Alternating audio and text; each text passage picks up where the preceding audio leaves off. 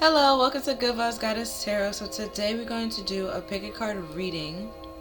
Alright. I didn't really have a question or a thought in mind. It's more so to do with your day to day, and if there's any stress or anything problems that's bothering you, how to overcome them, how to fix them, and stuff like that, or why is it bothering you, or why it's being a hindrance. Some decks that I am using today is the Everyday Tarot, the Chakra Wisdom deck as well, and the Hidden Heart Secrets. I don't know what that is called with the hand gestures, I'm gonna be honest with you. And I'm using a regular tarot deck that don't know the name of, and then I'm using the Mystic Medley and the unofficial Adventure Time Tarot, and then closing it up with the angels. So basically, like I said, it's how to talk about your day to day and what is blocking you, or what is hindering you, or what are some things that you might be overlooking, and how to help get through it and overcome said obstacles or said challenges. Alright, so we have 3 piles here. So pile number 1 is Sing.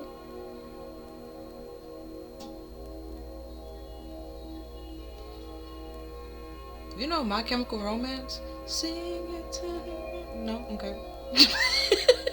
Then we have Aromatherapy.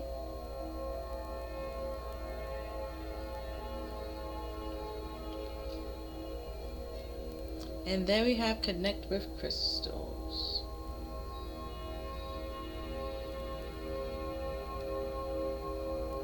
Right. Also, if you're clairaudient, so it's more so rather than just looking at a card and I'm gonna pick this card, or maybe me saying a word doesn't really help out with you, I have a little drum here that can help with maybe pick a tone, okay, that probably calls out to you. So we're gonna start with pile 1.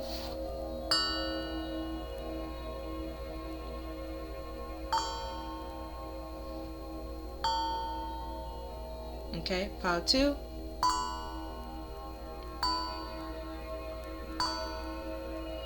And pile 3. Okay, so that's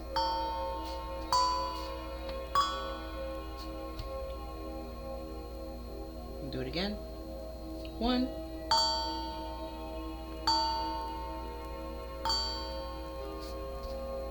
2, and 3.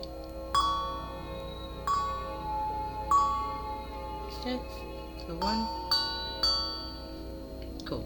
So you can pick your pile or your piles, and I'll see you there.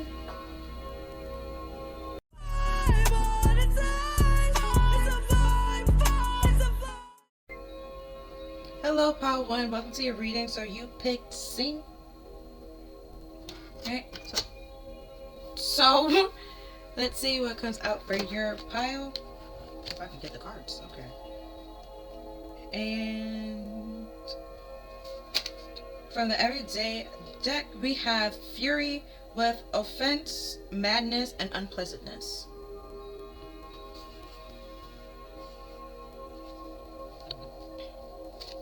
Then we have Good News, Encouragement, Miracles, and Surprise.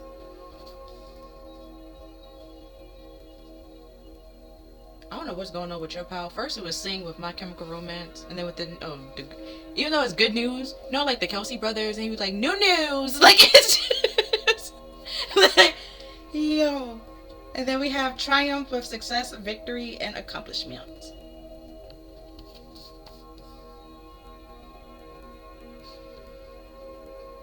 And then we have Gratitude, which is purple, which is your third eye chakra. And then we have Workaholic, which is blue, which is your throat chakra. And then we have Service, which is orange, which is your sacral chakra. Then we have from the Heart's Hidden Secrets with Clouded Judgment with Illusion, Unbalanced, and Distorted.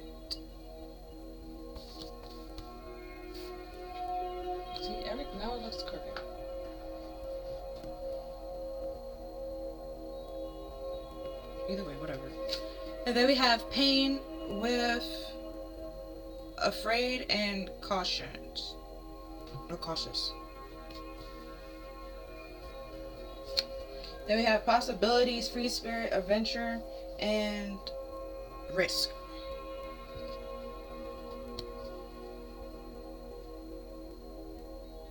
I'm gonna continue. And then I'm gonna stop when I get to the tarot. So then we have I'm the obstacle. Wait, hold on. I have an objective in mind. I can and I will. And then we have curiosity with blast the change. Okay, and that's your root chakra and your green chakra, your heart chakra. So something that you actually love and it makes you feel stable and comfortable in what you're doing. Like, you ever watch Timmy Turner, right? Fairly Odd Parents, and then the episode where Trixie, that was her name, right? That was that character. Damn it, I watched so much TV. It was Trixie, right? Either way, the person that Timmy liked, right? And she read comic books and stuff like that, and then she had to like dress up to be a boy and stuff like that to actually buy the comic book because girls were supposed to like comics or stuff like that. And she's basically was like she has no problem like dating or liking a girl, like dating a guy that like likes let's say like something girly and stuff like that, because she likes things that's supposed to be so quote unquote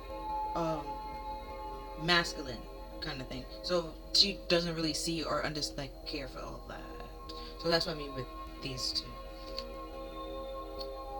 And then we have thankfulness with acknowledge what is good. If your orange is your sacral chakra. Yeah, and then it goes 1 from 2. So we're going in the right direction. And then you're doing it like something that you love and you like and you care for. But also like it should be healthy. Okay, that's healthy. But also, there's clovers on here. And then we also have good news and triumph. So, even though you might be angry right now, things might turn around and actually work out for your favor. So, you might not see that right now. So, you might be huffing and puffing and boo-hooing and crying. But things, at the end of the day, actually turns out for your good and work out for your good. And then we have openness with open the window of your soul.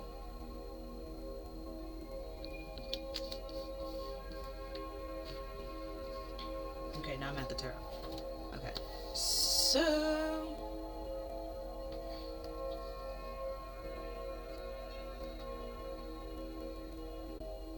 okay, because it didn't look straight on the camera and that was bothering me. And then, so, like I was saying, with Fury, and then the whole good news and triumph, like, you might be on the offense. If you on offense, excuse me, sorry, completely sorry that I just sneezed in the air. But if you're on offense, that means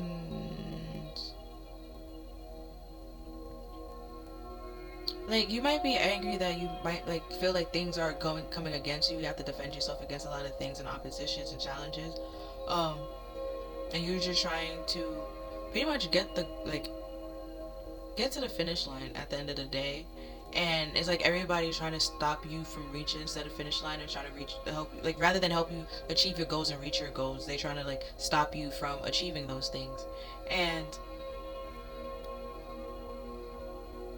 that might like you might be very angry, but like when you have victory and stuff like that, like you realize like all the madness and like the people that was against you and try to bring you down and slow you down with the unpleasantness and stuff like that, you still were successful at the end of the day, despite all of the delays and like the naysayers and everybody that's trying to like suppress you, try to judge you, bring you down or slow you down, anything like that. You overcame it, and by encouraging like yourself, and this was very surprising. That might be surprising to you, like you picking yourself up when you're down, and also like giving yourself those motivational words, or like pushing yourself on the days when you felt like you didn't want to do it.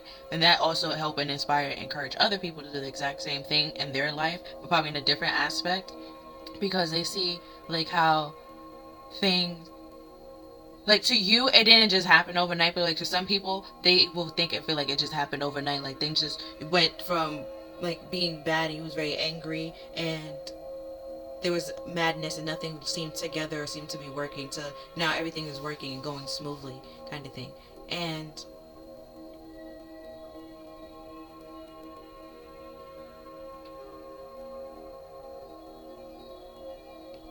it's like, so rather than with the gratitude, what I would say, like rather than complaining and finding fault, like look for where you could find the lessons and stuff like that. So it's better to fix like the little problems now rather than later when it becomes like a whole big problem, or like a bigger, like imagine like it's a leak or something like that. So like right now it probably just like dripping.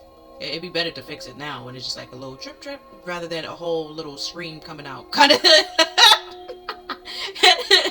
because that's no longer like a bloop bloop, that's a whole rush of water, okay, kind of thing. And God takes a lot more like strength, time, power, and energy to stop than you having to stop like a drip or two. Now moving on down here with service, this card more so talks about like how this is her mother, and who people that she's thinking about is like her other two kids, right? And where she, like the mother in her life, she didn't really have any other skills like outside of the home, and how like some people might feel like she wasn't fulfilled in life because she didn't have like any she didn't have like anything outside of the home or anything that defines her other than being a mother. But she didn't feel or find any like fault or anything wrong with that, because now like she's literally sick and stuff like that, and her daughter is still like is by her side, and she's seeing like there's certain things that she was able to give her kids that she wouldn't have been able to give her kids, like it's not just about like money kind of thing. She was able to give them love, care, support, as well, or despite like the money kind of thing. And this affirmation, like for this card, it has a little affirmation that talks about I attract to you whatever you desire if you give up your desire. So it's like the things that's frustrating you, making you angry, if you just let it go, you realize how quickly things actually do work out for you. Like let's say you're going back and forth and battling with somebody. If you stop battling with that person and realize that that's a waste of time, you will see how fast things change. How much energy and free time you got. Yeah, because this card also talks about like favoritism, unwillingness to compromise your values, and finding compromise and joy in service. So like you might like to help people and be there for people, but not everybody, actually wants your help or needs your help kind of thing.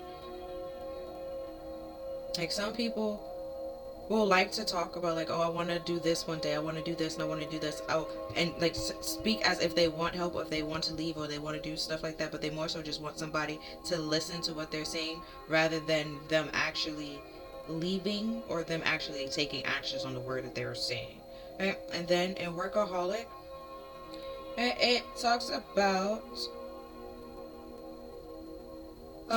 Brad the blueberry is painting and painting and painting. He has no time for anything other than like trying to perfect his painting and his art. And the elderly blueberry is reminding Brad that one day he will get old and shrivel up, so it's better to live his life to the fullest and to enjoy like the people around him and the experience that he has. Brad took this advice and discovered that having fun enriches and sharpens his art, and he also finds out that it makes his work like a little more relatable and more vulnerable, right?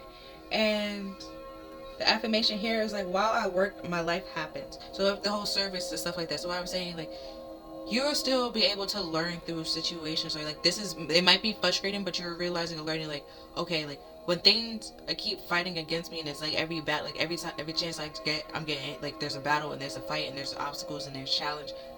At some point in time, you gotta realize maybe it just literally is not meant for me, kind of thing. Because it's not like every step of the way there's gonna be a lesson after lesson after lesson after lesson. Like that's ridiculous. Because what popped in my head, because I know this is Sing.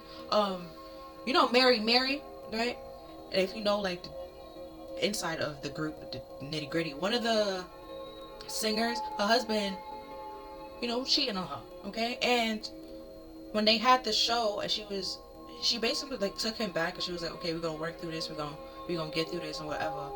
But then she was like, it was like I would take him back and I would forgive him. Then it's another thing. Then it's another thing. Then it's another thing. She was like, I keep getting up and getting knocked down. Like, I can't keep doing this, bro. Like, you can't keep hurting me this way. So it's like, that's what you're realizing. Like, you can work and work and work and stress yourself out, but at some point in time, you just gotta realize you gotta throw in the towel and take a break and realize that it might not be for you, or you can't solve this and you like need help or need to seek help or get help, and that's fine. In any way, shape, or form. Right? And then with gratitude, it says Lucy's best friend write a letter to Lucy's unborn child. She has, did I say the affirmation? I didn't say the words. That's what it was. Either way, we understand workaholics. So her unborn child, she does this so that one day the child will understand how extraordinary her mom is. Lucy is a friend from the Indigo. Someone who always supports and never judge, always sees the good sides, whatever their circumstances, and uplift themselves around her, uplift all those around her. In this letter, she's grateful for Lucy's light and how it shines. So, wasn't that Jordan Woods did that when Stormy, and then the whole friendship kind of started falling apart. But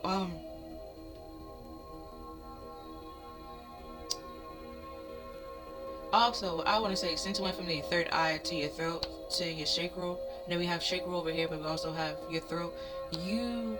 It's saying like to feel comfortable expressing yourself and helping others, but don't do it in a way that you forsake yourself and hurt yourself and betray yourself and put yourself at risk. Alright, because affirmation here says, I am so glad that you're in my life. And some key words is friendship, deep love, pregnancy, nurturing, and unconditional love towards self and others. Right, and then even here in the other card, he had somebody there to basically be like, hey, maybe we want to take a break right now. Let's go outside and get some fresh air. And then even in service, there is somebody, like her daughter there by her side, like, you know, trying to be there to be a support and a helping hand, but also a listening ear. Like, you're not by yourself. You're not alone. If you feel like you are, then it's like the people that's around you aren't the people to actually help you, kind of thing. Especially if they see that you're stressed out and burdened and need help. And yeah, which is whole clouded judgment and illusions and distorted. Like, things are chaotic, and there are people that actually will try to help you like situate this out, and so you can find a solid common ground and stuff like that, so you can continue to move on and like break certain change in the things that's trying to keep you stuck in uncomfortable situation and cause pain. But like I said from earlier, not everybody's going to take that help and accept that help. And like with everything in life, there's always some type of risk that comes with it. Like, you might have to leave some people behind, so you might be by yourself for a little bit, but then it's like, it's better to be by yourself than to be with the wrong people or the wrong person. And because when you're around the wrong person, you run the risk of them feeding you a bunch of illusions and a bunch of lies, and to manipulate you and gaslight you, that throws you out of balance. So like when you want to take action on something and move on something, they pretty much going to try to talk you against it and make you be fearful of it, when it's something that you really shouldn't be scared for or fearful of. And then it causes you a whole bunch of pain and stress and anxiety, and you feel stuck in a situation that you didn't really have to be stuck in. And it's like you're more of a support system to them than they are a support system to you. So what popped them as a clutch, I don't know if they trying to use you as a clutch, but then you, because if you realize like a crutch or a cane, like you put all your weight on it, they putting everything on you and nothing on them, and that's not really fair to you. Where in this situation, it was saying like, hey, your mother is wonderful, this is how she like impacted my life, and this is how I see her, this is why she is wonderful. And then like in hopes that like her daughter understand that and see that too. And then also saying that I went from I know I did it backwards, but where there's a child here and then these are her unborn child, and I was saying like here with this person just was a mother and stuff like that. And then some people be like, oh, she's just a house mom, da da da da da da. But like that house mom knows and have a lot of knowledge and like information to actually help people. And then that doesn't mean that like you just write her off. Like she's still a human. She has love, care, and ideas and knowledge to give people as well. And then this reminds me of thinking, but so yeah, then we have like you have something on your mind, and then this helps with activating your circulations in your organs, but and also strengthening them. And the affirmation on here says each small steps bring success and satisfaction, and it brings me closer to my goal. And then curiosity with bust the change is it helps with your liver and your nervous system. Like if you are like anticipating something, it will help with that. Help calms it down. And or you're a little bit curious and you like worry about something. This is pretty much, you don't ever like crack your knuckles. Some people, oh, that was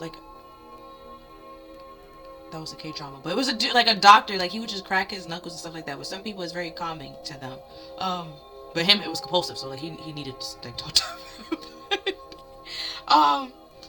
And yeah, the affirmation on here said, I am a child of the sun. I accept the shadow and enjoy the sun on each side. Okay, so your liver and your circulatory system. Well, your liver helps filtrate, and your circulatory system kind of sort of filtrate, even though it's your blood, but like it still interacts with everything. And then the thankfulness with acknowledge what is good, right? Help loosen if there's any cloggage in your lungs. It helps loosen that. It helps fight against colds, and it helps support your immune system. Yeah, your circulatory system and your I know that's your lymphatic system, but it's a part of your immune system. It's very tied together. That was more so what I was going to think about and talk about. I'm glad the card came out next. Because your liver don't really go with your circulatory system. But yeah, help with easing tension, And the affirmation on here is, I am filled with the peace, and I'm filled with praise and thanks. Yeah, we're turning back to the gratitude. And then the openness. Right? With open the windows to your soul. Yeah, this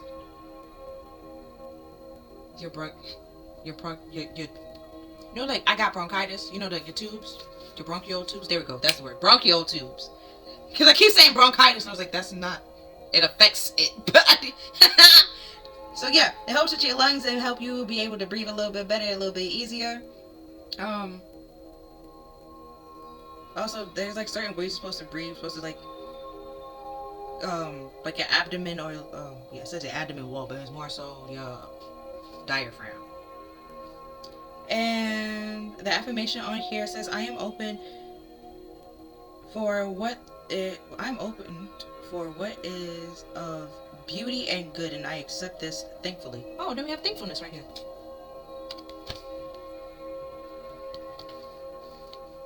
So don't toss together. Go ahead, whatever you got in mind. Don't let nobody try to stop you or don't let nobody try to stop you and frustrate you and feed you a whole bunch of nonsense. It's spirit, because we have the third eye. So it's third eye, your throat chakra, and your solar plexus, right? Not solar plexus, your sacral chakra. It's something that your intuition gave you and told you to do and told you to work on. And it's something that you feel comfortable about doing. And it actually is something that does tie to you. It's just the people that are trying to frustrate you, they trying to put you in a box or put you in a category that you don't actually fit in, which is why you're getting frustrating, why they're trying to slow you down, and which is why it's causing you pain, which is why I talk about the chains. And normally the chains ties to the devil card, which is being stuck and bound to something. But you don't have to be stuck and bound in chains to an idea of what people are trying to create you to be. That's their idea. you're not an idea, you're an actual person. You're more than just a thought. You're an actual person, a human being. You have feelings and emotions, and you talk, and you have ideas, you know? And the idea of you compared to who you actually are might not match up and might not, be equal. So the idea of you might not do that, but you might actually do that. So rather than them actually accepting you for who you are, they're trying to make you become this idea version of, like, their ideal version of you, which isn't accurate, which is the whole distorted. Then we have the sun with marriage, happiness, and bright prospects. And we have death with death of a situation or end new beginnings.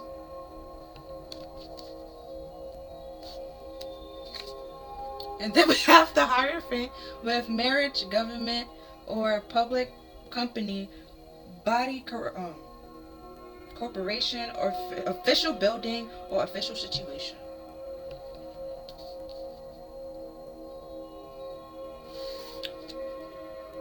You got a lot of major arcanas. All major arcanas basically. From the Tet. So this basically, with the sun, I'm stuck here. Talks about success and happiness, and like I was pretty much 40 and slipped the solar plexus, which is technically the sun, which talks about happiness and success and bright possibility and bright aspects. So it's like you're might be angry right now, but things is going to turn around, because the Hierophant also talks about healing, right? So this is going to come to an end, and something good is going to come out of this. And even if it's like a work situation or whatever it is with this marriage, because you might be married to your work and stuff like that, or an idea like how that relationship worked or how things probably like operated might change, and it's going to change for the better, not the worse. And because they have two keys here, so like everybody also with the inner child, so you have to know who you are and know yourself and have this like childlike innocence to you, but also stay true to you and be in touch with your inner child and stuff like that. Also heal your inner child if it needs to be healed, that as well. And because they both have horses, because you are moving on to something very innocent and pure with the white horse, that, like I said earlier, that makes you happy and brings you a form of comfort. But it might change some things and shake some things up. And then people, because these people here in the death card, are trying to bargain or pray away that death doesn't come or this change doesn't come. But change and death comes for anybody and everybody, and it is what it is. And even in the death card, like the sun is back there, and pretty much saying like a new day is gonna dawn. Like it is what it is. Like every day somebody dies and somebody is born. Like it's an ongoing cycle, and it's just a part of life. And then we have strength. And then we have the Hangman. Okay, I'll make sure Arcana's in this match. Okay. Ooh, then we have the King of Wands. I was about to say. Oh, but then also with the numerology, because it's 19 equals 10. 10 talking about completions. 13 is 4. 4 is supposed to talk about like stabilities, foundation, harmonies, also like a little bit of struggle or stagnation. And then 5 talking about like change, conflict, and transformation. So when something was like very frustrating or stagnating, or at a halt or at a pause, that is about to change, about to end, or come to an end, or come to completion. Or trying to. Because with the 10 to the 5, it decreased. There's a problem in conflict. Like, yeah, with the Hangman. Somebody's trying to stop it or halt it or prolong it. And then with Strength card, with the Sun card, they both is Leo energy, or supposed to represent Leo energy. This person could be very flashy, but also quick to anger, but also want to be like the life of the party or like attention-seeking kind of thing.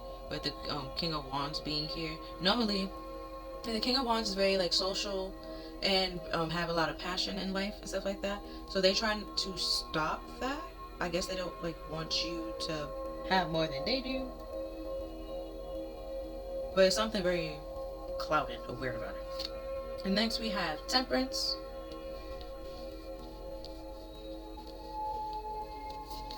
And then we have the 5 of Cups. Yeah. And then we have the devil.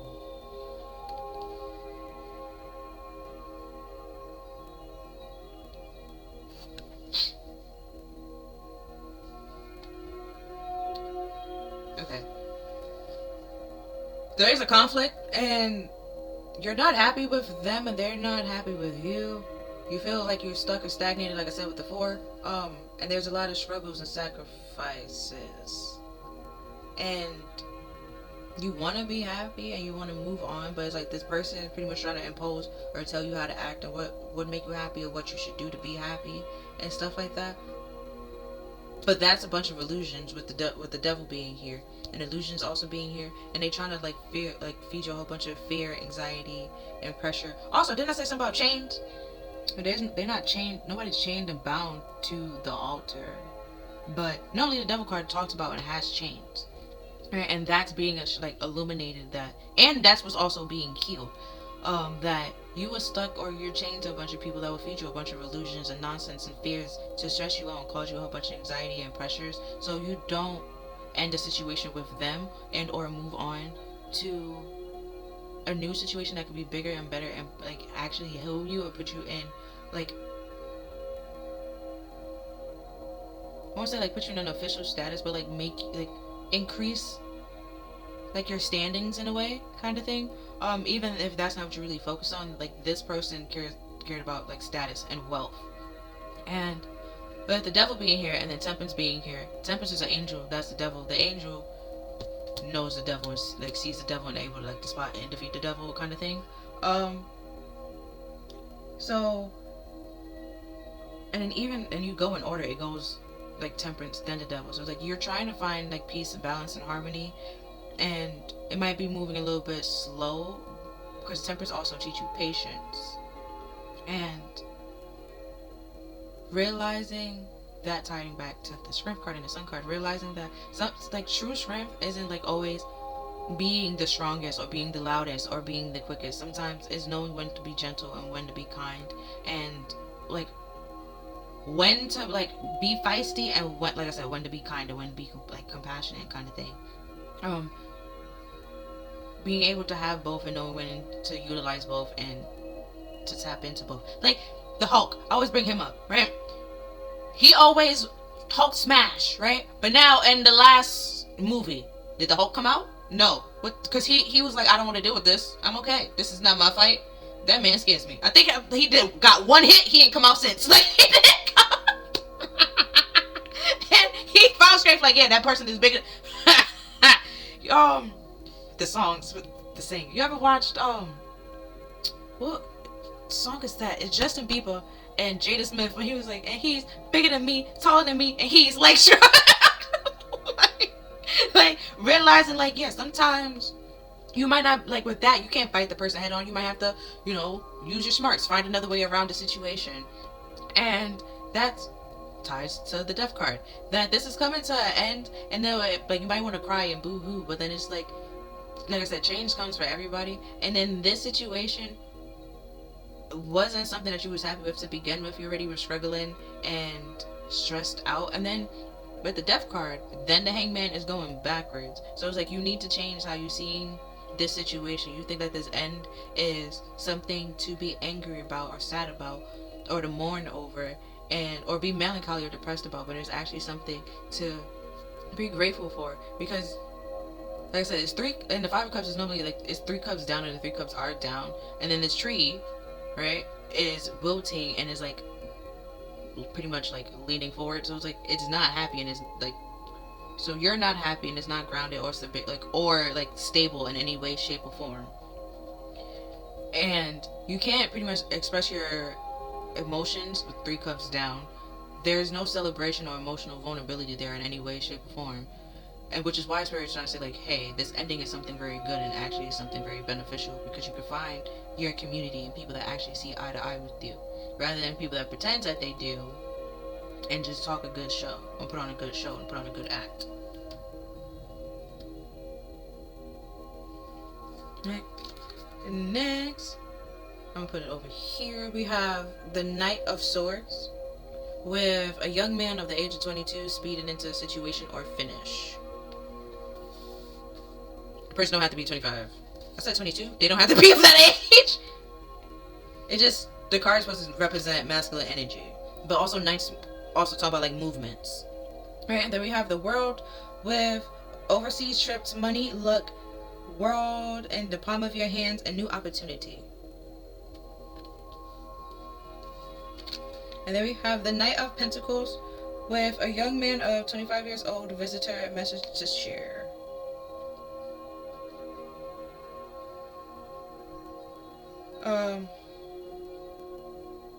Where the Knight of Swords normally, like it says here, like it's very fast or like it's doing something speedy. The Knight of Pentacles also is very like logical and careful in the things that he do or stuff like that. He normally like think it through, think it out before just rushing into it. When he's out of balance, that's when things get very impulsive and he just be rushing into things without thinking. But on a regular basis, he's more so acting out of like a sense of logic and being decisive and trying to work smart rather than working hard, like I said earlier. But with the Knight of Pentacles, he's very methodical and very resourceful as well, and reliable and determined. So with that being said, and then the world being in the center, and the world talks about like a cycle coming to an end and coming to completion, so a new one to begin. Which is why I said over here, like, this situation is ending, but it's ending for something better to come in, and it's something that you've been working hard towards, which is why it's coming, and is why they're trying to get everything all set up. And in the midst of getting things set up, certain people have to leave and can't be around you because they will more so sabotage you, or something that we should be happy and celebrating, they will try to bring you down and try to be like it's something that you should be terrified of or afraid of, or just trying to sabotage it or ruin it and be like a Debbie Downer for absolutely no reason. Because the World card also talks about like achievements and completion and being fulfilled. And then this is the end of the major arcana, which is like you learned all the lessons, like woohoo kind of thing. Like you did all that you needed to do. And yeah, that's a 21, and that's 3. And 3 talk about like collaborations and teamwork. So it's like you won with yourself, but also you won with spirit, and realizing that that everybody is connected, but like we go through life in our own ways, or life affects us in many different ways. Right. And then we have Judgment with the 6 of Pentacles. And Judgment is the card before the World card. Alright, and then then we have Clouded Judgment. So like rather than rushing into decision and rushing like to give to somebody, like take some time to think it out first. Okay, how you gonna go about this and how you gonna deal with it? Who you gonna give to, who you're not gonna give to, because you can't give to both, or you can't do both. Like right now, you can't do both. You gotta choose one, pick one. And then we have the 10 of Pentacles. Yeah, if there's 2 options, one is more solid than the other. You have to figure out that. And then we have the 4 of Cups. Yeah, you have to reject something or turn something down. But that is spirit trying to help you in the direction of what you actually want and what's actually good for you, and leaving what it's not good for you behind. Then we have the 3 of Swords.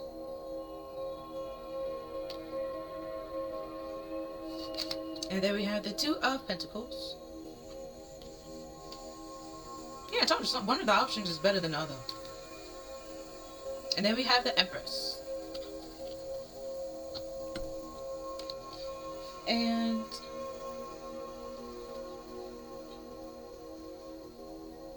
okay, so at the Empress, it talks about like femininity, fertility and abundance, but also being very mothering and nurturing, creative, having drive and ambition and passions, also being able to cultivate not just like a baby, but also like life kind of thing. Because plants, you can plant, that's nurturing, you got kind of stuff, you get it? And where you're trying to become stable and balanced and basically become the empress that you think that you can be, or become like this divine, like balanced, stable, divine, like feminine energy. It's very just like you can become that. It's just certain people around you that will throw you out of balance or throw you out of whack, and will try to cause you pain and stress and anxiety and trying to keep you stuck and bounded to the past or things that's no longer beneficial to you or will no longer help you or suit you, or in places that doesn't like really fit you, or like you don't identify with it anymore. And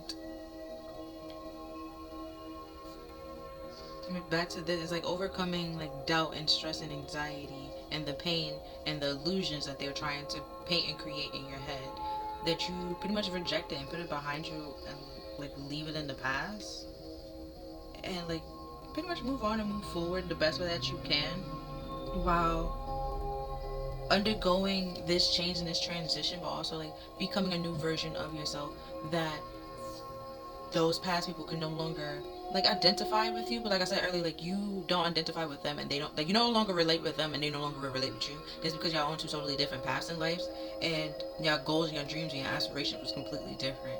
And it's not saying that you're better than them and they are better than you. It just simply means like I just want two totally different things in life, and that's fine and that's okay. One is not better than the other, or one is not beneath the other. Like it's both fine. They're both equal, and it's perfectly fine and okay. And yeah, judgment talks about like calling, liberation, and awakening. So like you're awakening to the fact like you can't sometimes, like you can't have both or give to both. You can't really have your cake and eat it too. You have to be able to choose. You have to choose and pick and make a decision and pick a side. And sometimes not choosing a side or not choosing to get like in between it or just do anything is still like picking a side and making a decision. So yeah.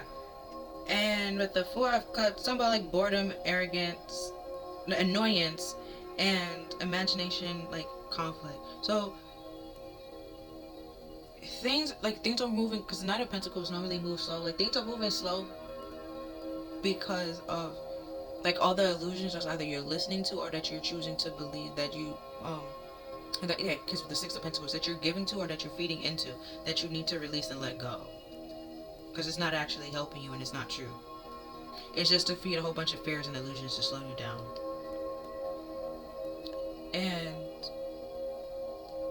the reason why like you pretty much will stay is because you understand where they're coming from, and like their fears and their stress and their anxieties.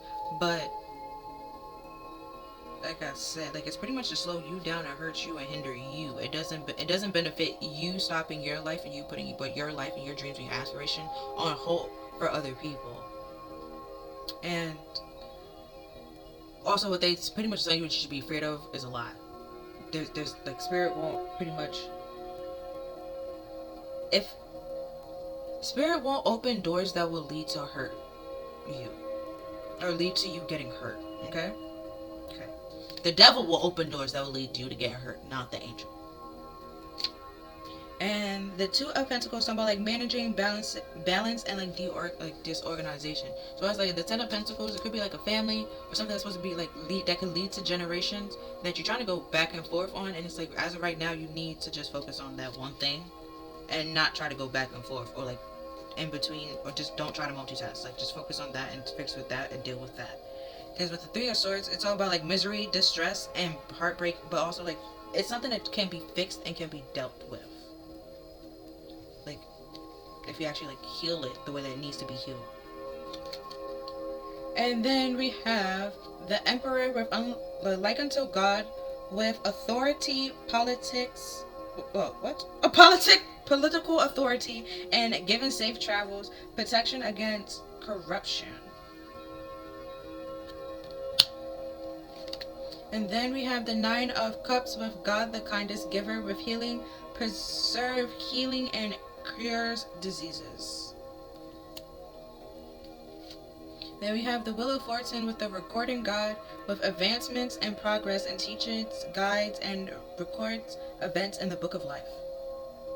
And Metatron was supposed to be an angel. Well, not what? Metatron is an angel. What?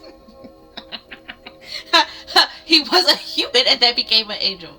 So with the whole empathy kind of thing, he's him and his twin brother Sandalphon is, which is not in this deck, but also understands like the problem and the stress that human goes through because they were a human at some point in time. So which is why Sandalphon like is the person that will actually like go and help people where he just records like things in the book kind of stuff. Because they get that like life is hard. Oh, these all goes together. And then we have the Chariot with who is like God with perseverance, success over conflict, and overcoming adversities. So you have the chance to turn this around for the better. Point blank period. Where with the whole theory, with this, let's say it was like a political thing that was happening, or that they purposely like sought you out and purposely try to go against you, try to vote you off the island. That's cool, that's fine, and whatever. But like if you're able to like, let's say you get voted off and like you end up coming back, or like they try to vote you off and then like you know sometimes in the show they be like, oh, they'll vote you off, but like there's a twist. You have a chance to come back in the game and da da da da da da da, like that kind of thing. Like you are able to turn this around in a way that it benefits you and you still end up winning.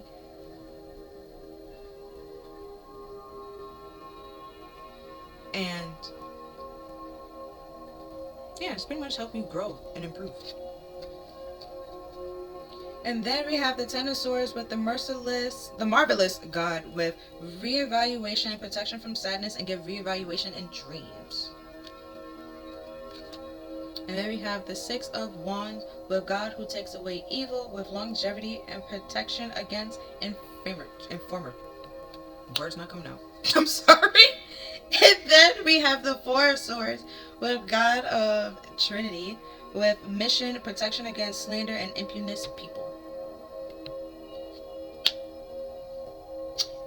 Yeah, those people, like I said before, the people that see that you're stressing out, you burdened and overworked and overwhelmed, and they just trying to put more problems and lean on you more, or like put more things on your plate. They're not meant to be around you and be with you, which is why God is trying to remove you from those people and let the situation come to an end. So don't be mad about it. It's for the best. It's for the better, like to help you improve and move on and move forward. And like I said, like each step, no matter how small, how little it is, it helps you move on and move forward. Just be open to that and receiving that help that Spirit is trying to give you. Because also with the reevaluation in dreams, they're trying to Spirit is trying to give you the truth and tell you the truth, but while you're sleeping, because it's more likely to get more information to you in your sleep and in your dreams rather than when you're up and you're thinking, because you're just going to believe the whole illusions and stuff like that, whatever the people are telling you. So they will try to give you the confirmation in your dream and in your sleep, like, hey, this is what's happening. Now if it's a reoccurring nightmare, that's also a sign in the message as well, and it's basically going to continue until you get it. And then we have the bully prevention angel and the angel of relationships. Yeah, because those people are not your friends. Not your friends. Even if it's family, they are bullies. Even if it's a lover, that is not a lover, that's a bully. Like, that's a bully. And then we have the angel of healing. And then we have the angel of romance. Yeah, they're trying to help you heal from this by like realizing that this person is a bully, you are being bullied, and you don't need to be bullied, and you're not supposed to be bullied in like a relationship and stuff like that. So let's heal that and heal from all of this trauma that you occurred in this relationship, and why you went into the relationship, or why did you stay as long that you did, and learn how to love yourself and what you want in a relationship and a romance and stuff like that. But yeah, that's all that I see for this reading, pal. If you feel like this reading resonated with you, then please like, share, and subscribe. Other than that, I'll see you next time. Bye.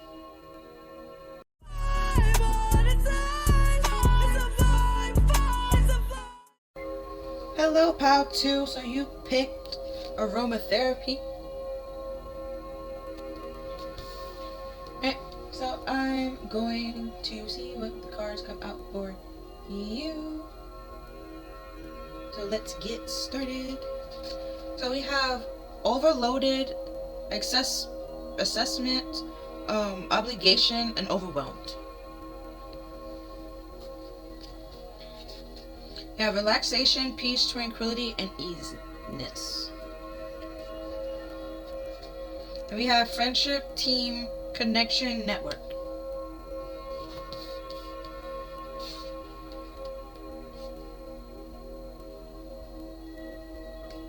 Okay. Then these came out together. So we have growth and passion.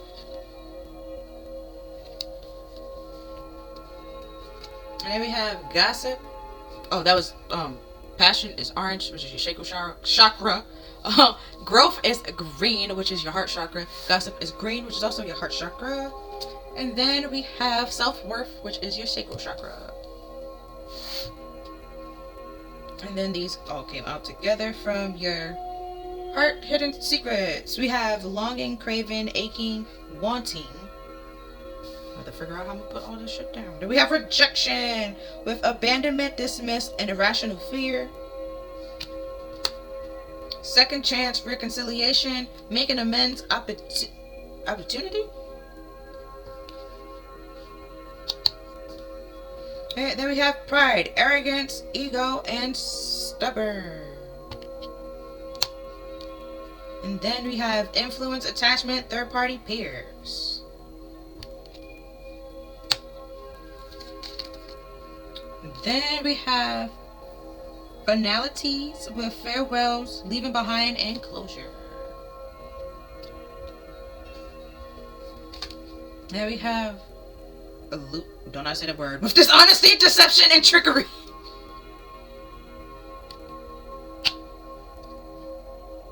Which I was able to say that from way earlier with this overloaded and then friendship. I was going to say that you might want to take a break from your friends. And then it came out anyway, so like, yeah. It might not even just be a break. It's given complete cutoff. Like, it's just... Next we have acceptance. Come to terms with yourself. Does look orange to me, so I'm gonna say it's your sacral chakra. And then these two came out together. We have friendship, I like you, and release with just let go. Sir. And then funny enough with the sacral chakra, with friendship, right? And then blue, because that's your vocalizing things. It's your throat chakra. But also, like, it can be your creativity. Like, it could be things that you write. But in this card, there's mouths, right? And then we have just release and let it go. And then we also have the farewell and leaving things behind. You might just be like, yeah, nah, that's cool. But like, they might be like, oh, I like you. Be like, stop. Like, kind of. Like, stop doing that. Like, oh, like, what do you want me to do about that? That doesn't concern me in no way, shape, or form. Like this. Or you be like, I like me too. Like, it's just something that pretty much relates to like that person to understand or feel like some form of rejection. Be like, yeah, they might like you, but you don't like them. And then we have the upper hand, keep cool. See what I said? Yeah.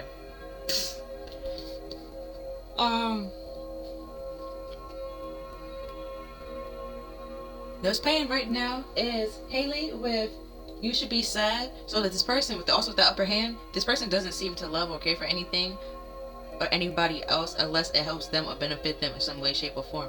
So you not liking this person back or you taking a break from this person actually helps you and help you have an upper hand because you feel less worked and like overloaded and less overwhelmed by this friendship and this like partnership and this connection, and by other people trying to convince you or tempt you into giving this person into like another chance. And they might see like you like walking away and like being fine with things being ended and like seeing you being stubborn, but it's actually that's their ego talking about and that's their pride, and they feel rejected by you and they feel like you should like take them back because you I don't say that they changed, they haven't changed. Because each of these cards comes with like a little story, and I'm gonna be honest, I know these two a little bit by heart. Where in passion, it's talking about like the girl in the card is a princess, and she like volunteers and helps people, and that's where normally like the royalty or like people of status don't really like quite volunteer or want to do like they want to go out the way of doing things that they don't have to do. especially like to help anybody that's beneath them, like they feel like it's beneath them or below them. They're not gonna do that. Where in this princess, she feel like there's nobody beneath her or no task too small for like her to do. And then there were like people had a vote, and then they end up voting her to be their next ruler, despite what everybody was trying to tell her, like tell her to stop doing, stop volunteering and stop being all this and stop being that, and they trying to like critique her and criticize her. She still ended up being in a position where she needed to be at the end of the day. And then with the self-worth, and that card, it talks about like how not everybody could see this chair, and the chair is shown to them or illuminated to them. So it was like where she seen this chair, she went back to her village to tell everybody that she saw this chair. They didn't believe her, but some people would believe her because some people actually did see the chair. But the people that didn't see the chair don't believe her, kind of thing. But at the end of the day, she was able to sit in the chair because she was able to see the chair and stuff like that. So it's like you have something that you're passionate about and that drives you, and you're comfortable doing it and expressing it and kind of thing, and you like it, it likes you. And the thing that people trying to portray or like put onto you, you're not really dealing with or trying to take and stuff like that, because you're trying to have peace in your life, where they're more so trying to like disturb your peace, and you're just like, yeah, no, I'm not dealing with that. And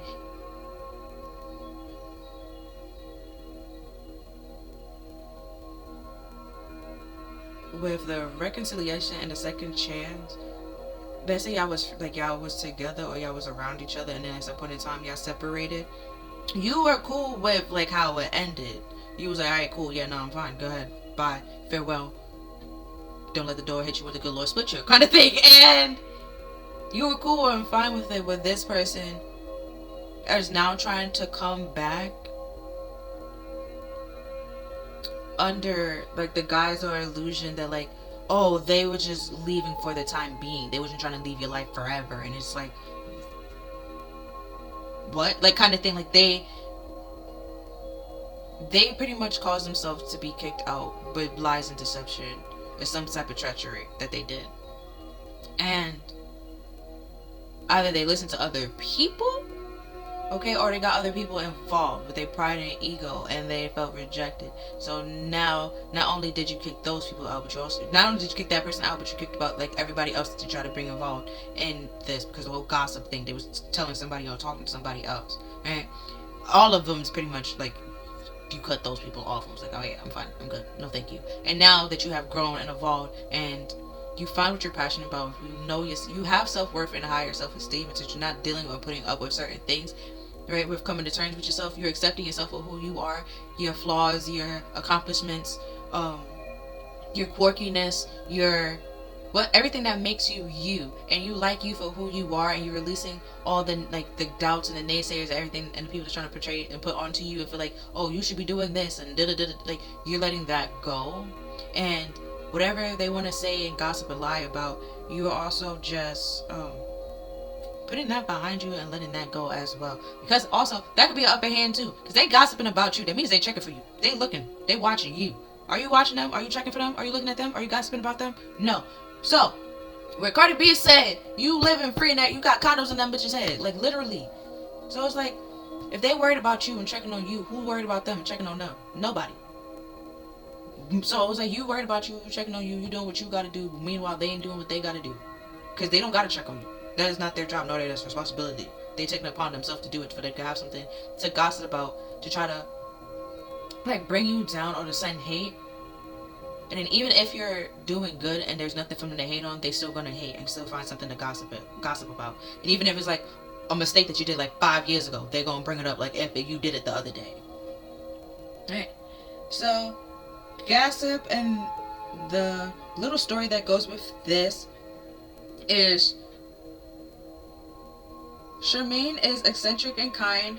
From her greenhouse to her fascinating with scarves, she is the topic of the town's gossip. After her death, the local people discover her incredible detailed painting of their town and realize that she was an extraordinary artist who painted their life with love.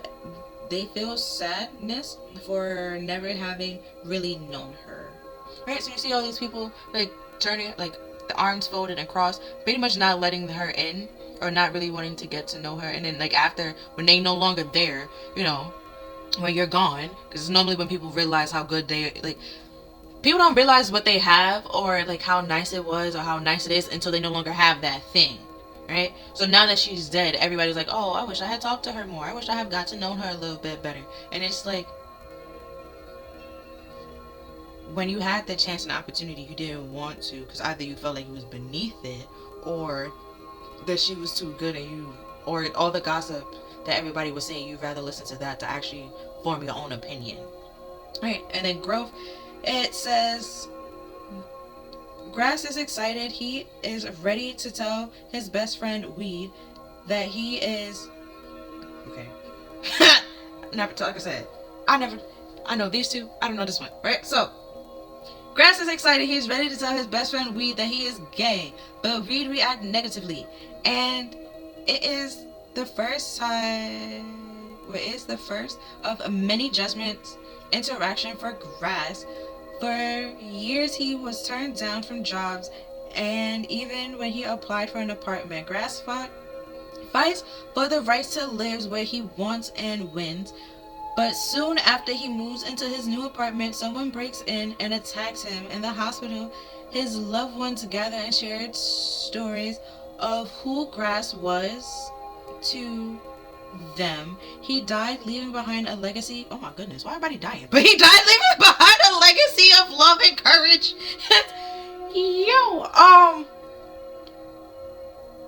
Oh.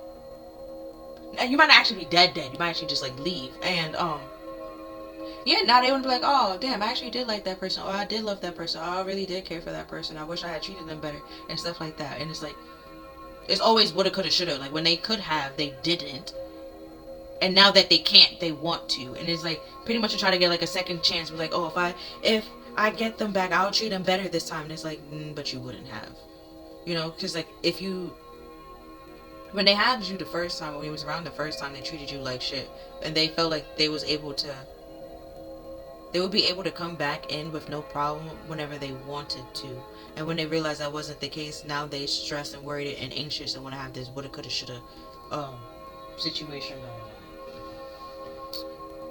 And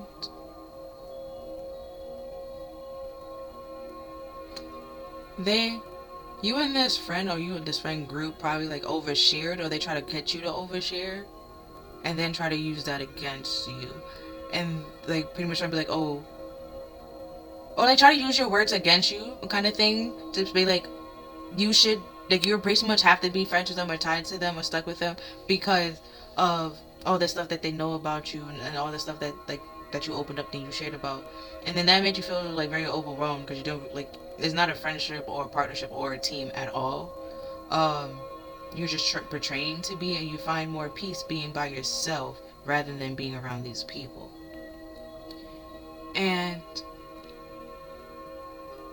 also, even because there's 3 people here, you being you and being true to who you are and being authentically you and having self-esteem and having self-worth and knowing your self-worth and you're like not letting anybody affect that or bring it down in any way, shape, or form bothers them. They don't want to tell you that, so they try to portray it and pretend like it didn't bother them, which was dishonest and deceptive and very, the whole trickery. That was a lie. That was a lie. They want you to be stressed out or anxious and worried about anything that they have problems with. They wanted you to change it in hopes of like pleasing them, and with you not doing that, they felt rejected. But they basically wanted you to change everything that makes you you.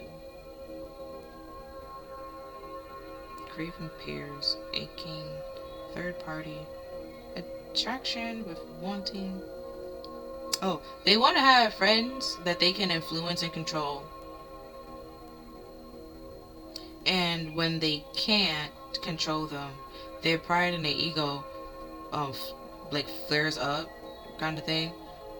And they feel like you're rejecting them and you're abandoning them and you're dismissing them, and that you don't want them or want to be their friend. That's the whole irrational fear, because that's not accurate.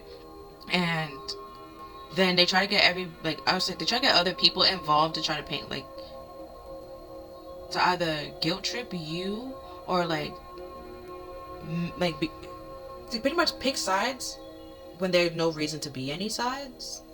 rather than actually like finding something or like some type of common ground so y'all can actually like make amends and get past the situation. So because that never happened, they rather get a group of people to gossip about you or to bring you down or talk down on you and like or negative about you or to attack you in some way, shape, or form. You end up walking away. And then they feel even more rejected, even more abandoned and dismissed. But then it's like, but they dismissed you as well. So it's like they dismissed you first. So you just continued and just went about your business, and they're mad at the fact that like you didn't look back or come back after you was dismissed. Why the fuck would you do that? It's not school. You're supposed to come back the next day. Like, it's not school. You was left. You was like let go. You was leave. Like, you supposed to leave. So it's just come back to the arrogance and the control, like, and it didn't make any sense at all. Acceptance. Okay, this hand gesture helps with relieving abdominal cramps and pains. Also, if you have, it's good for your menstrual. The affirmation is, I use and enjoy the good times and indulge myself when I need it. Yes, with the relaxation. When you need to pull away from people and like stay away from certain people, you know when you need to do that and you do that.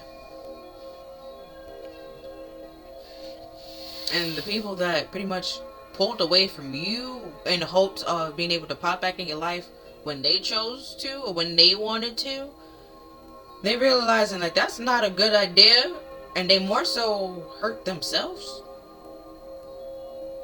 Like, but again, it just come off that they dismissed you, and as a result, you just continue going on about your life. And now, when they try to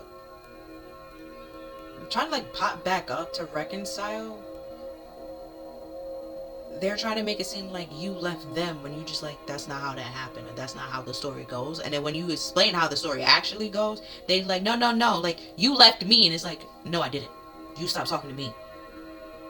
And as a result of you not talking to me, I continue to live my life and go about my life. And the times that I used to talk to you, I now fill that time with this, or I do this, or I did this, and I did it, like, kind of thing. Like, there's no really any space or room for this person to be in your life anymore, kind of thing. And also, it's like that person stopped talking to you, but also it could be a situation where you stop texting first, or like reaching out to people first and stuff like that, and then you realize like a lot of people that you deemed as friends weren't actually your friends. It was more so just replying to the message that you sent them, kind of thing. So let's say like you write them almost like every day. If you go like a couple of hours, they didn't message you. You ain't go a day, no message. Oh, a couple of days, no message. A week, no message. Months, no message. Years, no message, like kind of thing. But then you'll be like, you dismissed them. That's not what happened. Nobody got dismissed. Y'all wasn't even actually friends. There was no rejection in the kind of thing. And the reason why now they feel rejected is because they actually want something from you. Alright, so friendship. This hand gesture helps with your heart and your lungs and your kidneys. Well, your heart pumps blood. Your liver, not your liver, your lungs, like breathes, filters as well. Your kidneys, it filtrates. So your heart, it pumps, it pumps oxygenated blood and deoxygenated blood from in and out yourself, from all around your body, where your lungs, right? It takes oxygenated air and then your carbon dioxide and like get rid of that. And your kidneys, it filters like the water. If you don't drink water and you just drink a whole bunch of like soda and stuff like that, there's still water in it at the end of the day, but like it filters like the liquids in your bodies. Also, you need to drink water because that's how you get kidney stones. You gotta pee that bitch out, and the shit hurts. Well, they have some things that they can like go up there and cut the bitch out, but like, careful. And with the overwhelmed, right, or overloaded, when you're stressed out like yeah, you can like your heartbeat race. You can like beat very fast, and if that becomes like it can become a problem where like you can't really catch your rhythm and stuff like that, or it's just always beating very fast and very rapidly, and that's not good either. Your lungs. If you hypoventilation, that's when you're not breathing enough. Your brain gets a little bit fuzzy. Um, you could pass out. Wait, yeah, you could pass out, or you just feel very sick or fainty. And if you hyperventilate, that's still too much oxygen and going to your brain, and you still could pass out until you reach balance. And your kidneys. When you are in a stressful situation, a stress hormone is released from your kidneys, and that causes love handles. So, yeah, science. Then we have the affirmation that says, "May 1,000 hands carry you, 1,000 kisses touch you, 1,000 hearts reach out to you, and 1,000 stars shine upon you." And then release, right? With just let it go. This helps with your bladder. Obviously, your kidneys come in handy with detoxification and cleansing. And it also helps with your circulatory system and helping you feel refreshed. It says, my heart is light. There is a spring in my gate, and my head is free, and my action leads me towards success.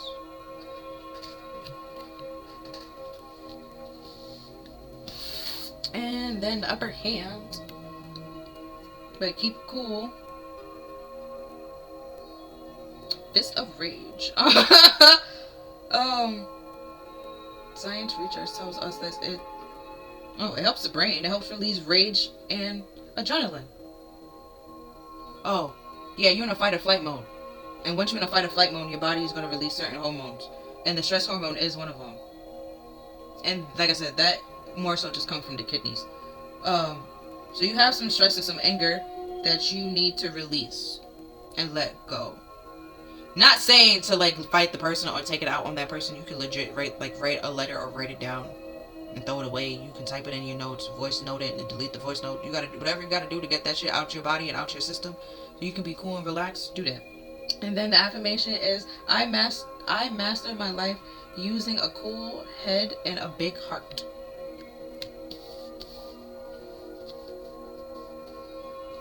Because if you go back to the gossip card, the people that was talking about her, like she's the gossip of the town, but like when they went into her house, realized that she was a painter, she was an artist, and how she captured the neighborhood in a loving light, even though she saw like the neighborhood as loving and like caring, but like, well, the neighborhood just like, damn, we was out here talking shit about her this whole time, like kind of thing. It's like she could have painted us or portrayed us the way that we actually are, and she didn't, because she saw the good in like people, kind of thing.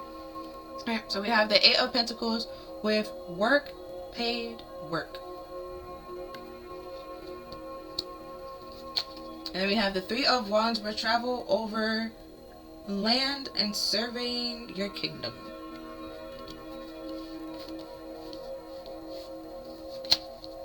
And then we have the Page of Wands with a young woman of 25 years old traveling overseas.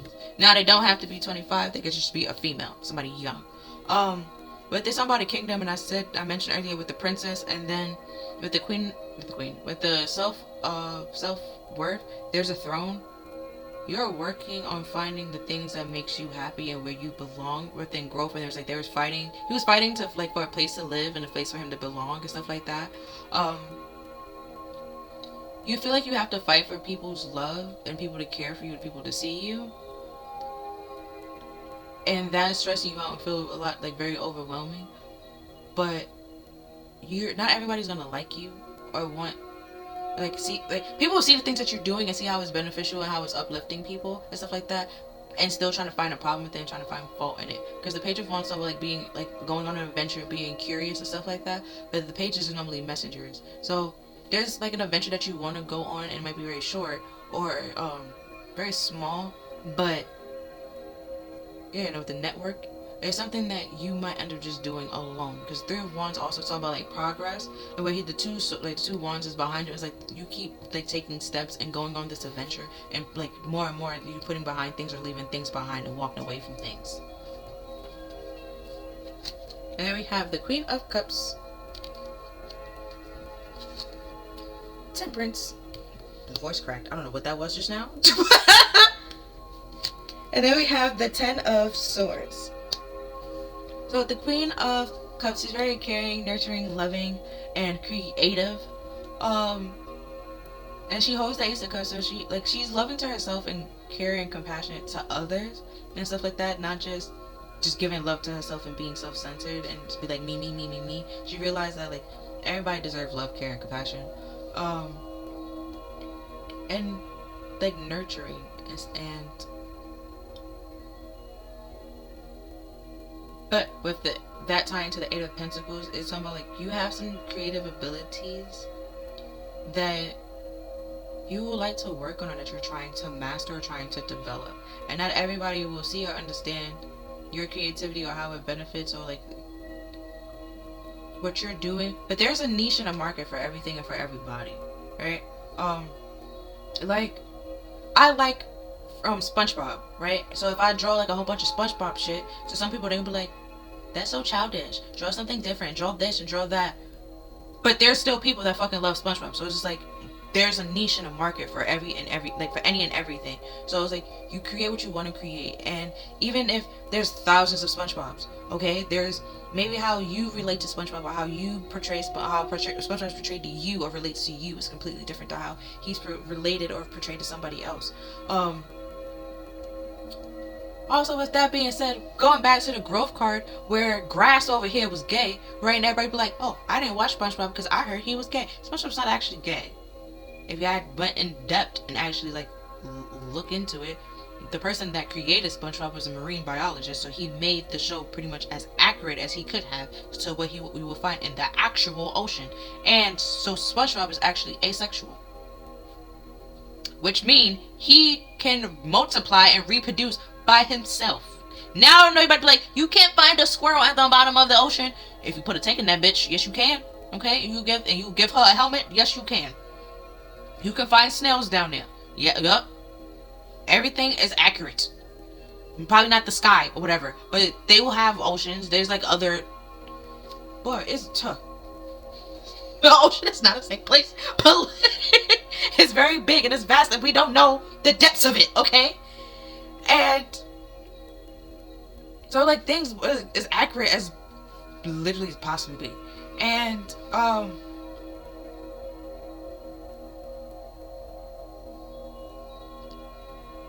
yeah, so it's like don't let other people pretty much sway you or tell you what you should like and what you shouldn't like, what you should work towards and what you shouldn't work towards, who you should date and who you shouldn't date, who you should be attracted to, who you shouldn't be attracted to. If you gay, you gay, and that's fine. Okay, that is okay. That is fine. I really don't. I literally, honestly and truly, they be like, oh, but the Christian in the Bible and da da da da da. God ways is not my ways. Okay, I don't know. Honestly and truly, I legit don't know. And everybody be like, oh, Sodom and Gomorrah. It was a lot going on in Sodom and Gomorrah. Other than that, okay. Other than that, we can use Sodom and Gomorrah for a lot of shit. Other than just gay. They was out here trying to rape people, okay? Like, we could use it for that too, but we don't do it. So it's just like, that's gonna be like, I don't know. It could be a lot of things that people would be like, oh, we could be doing, and God's just like, yeah, no, don't do that, kind of thing. So I'm not gonna tell you like, don't be gay. If whatever floats your boat, okay? As long as you're not hurting nobody, you're not hurting yourself, that's cool with me, bro. And it's like, who you sleeping with have nothing to do with me. I really don't care what you do behind closed doors, okay? That have nothing. I'm not sleeping in the bed with next to you. If I'm sleeping with you, then I care. Okay, then I care. If I'm not sleeping with you, then I don't care. Okay? So I don't care. You could be gay, you could be pans, you could be bi, you could be asexual, aromantic. If you ain't romantic, I get it. But it's like you could be demisexual. It doesn't matter to me. As long as you accept yourself and it makes sense to you and you feel comfortable, that's all that matters. Okay? Fuck everybody else and what everybody was trying to tell you and how they feel about it. It doesn't matter. It literally does not matter. And then, because I was looking at the Queen of Cups, there's an octopus And I don't know if you know this about octopus, but they can pretty much change. Some of them can change into any colors that they want to change into, like camouflage into an area that they. Let's say if they walk in and they something that can haunt them, not haunt them, like a predator kind of sort of thing, they can change into a color to pretty much like match into the environment. But also like if this right, this was okay, that's not in it. Let's say an octopus. Let's say this was an octopus, right, and it was coming and it lined up to this, it will change into red, and if it needs to go in here, it will go in here, change into that color, to then, you know, kind of pretty much stay hidden and not be seen. Also, I think at some point in time, the octopus was just yanking it off and just throwing it because the females wouldn't leave them alone. So, you might also just not want to be dealing with relationships right now. Like loving relationships. You might be cool with friendships, but like people might be trying to date you. Like that's not what you're focusing on right now. And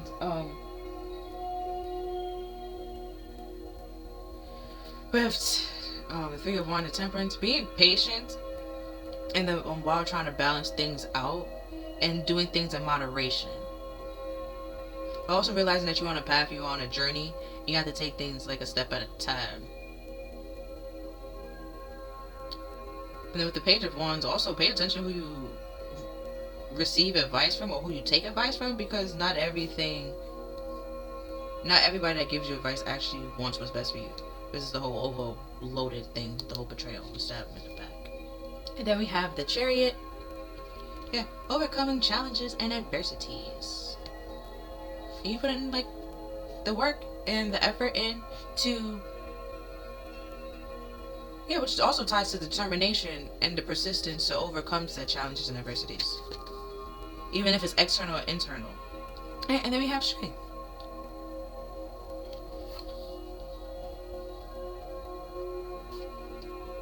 Right, so overcoming those doubts, the challenge, and the your ego and the pride of also other people, also taming them, even though you wasn't really trying to tame it, but you also put people in their place in the meantime by standing on business.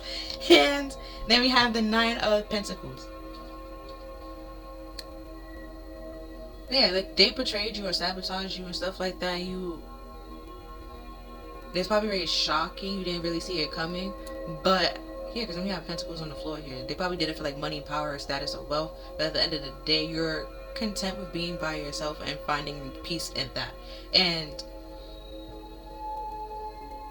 realizing like not everybody's meant to be around you or meant to be your friend, or like even if they say that they want to be your friend or that they like you, it doesn't necessarily mean like they actually genuinely mean it. And we have the Five of Pentacles with delay around money and coming in from the cold.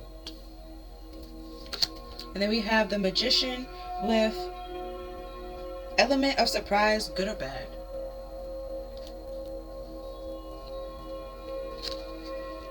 And then we have the Ten of Wands with weighed down with problems and a very heavy load. Yeah, this friendship.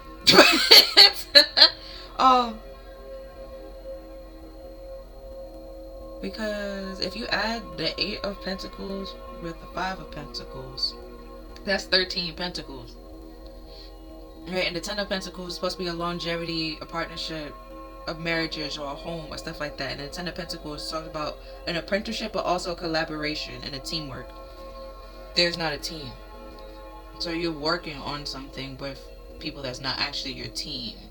Or just trying to build something that's supposed to lead to longevity, but it's not going to, with the sabotage and betrayal and stab in the back. Also, Three of Wands with the Ten of Wands, it goes back to the Three of Wands.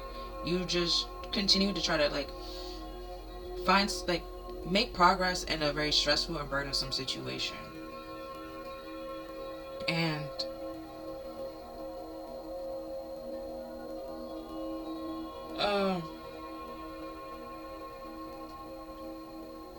the best way to turn the situation around is to realize that you are stressed and burdened and overworked and overwhelmed, and you don't have to be, and things could turn around. Because with the Magician, things could, he can transmute things and transform things also do alchemy kind of stuff, but also he could from time to time known to be very deceptive and be a trickster, which my bad, which we had here and stuff like that. So where they were trying to lead you astray and lead you out in the cold and let you stay out in the cold and be in this lies and confusion, you was able to turn that around. They feel like that's being like a trick, and you play some type of game where they thought, like say, like they thought that you was beneath them and kind of things like that.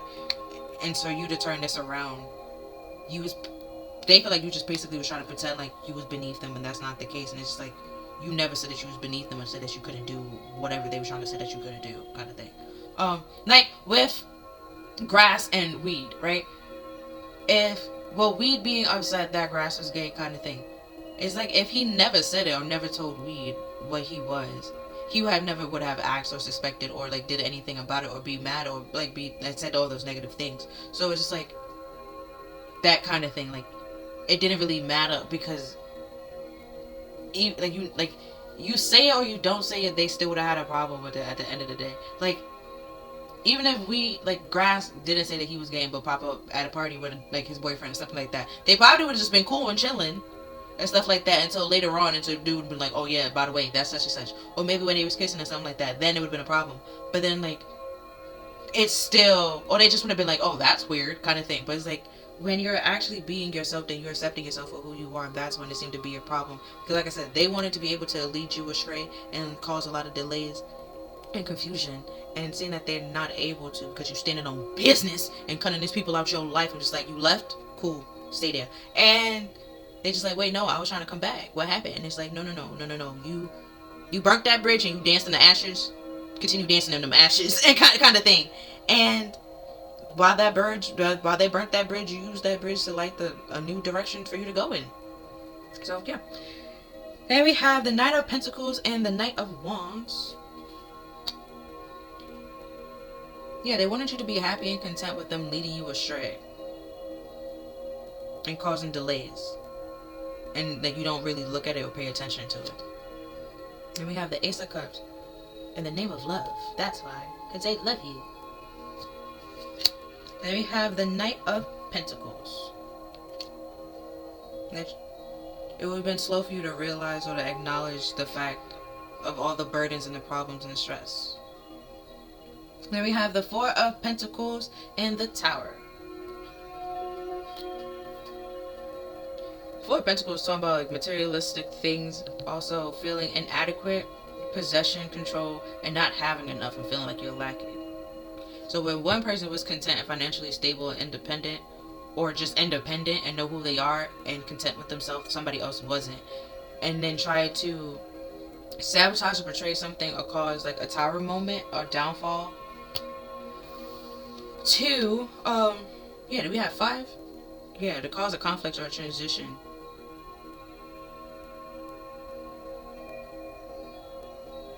To try to cause conflict so you won't be able to move on and let this come to an end and come to completion.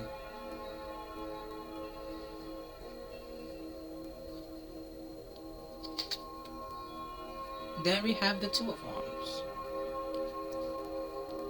The Two of Wands talk about like intentions and planning and choices and being strategic. So the surprise is that this person planned this and intended to do this and wanted to do it so they can have control over the situation, control over you and the situation. They basically want to control people, and you can't control anybody.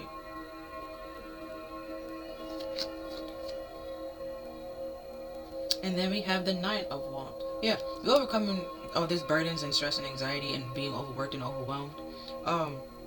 Might be slow, where then you like, or then you like to recover that you think it should be. But with Temperance is patience, kind of thing.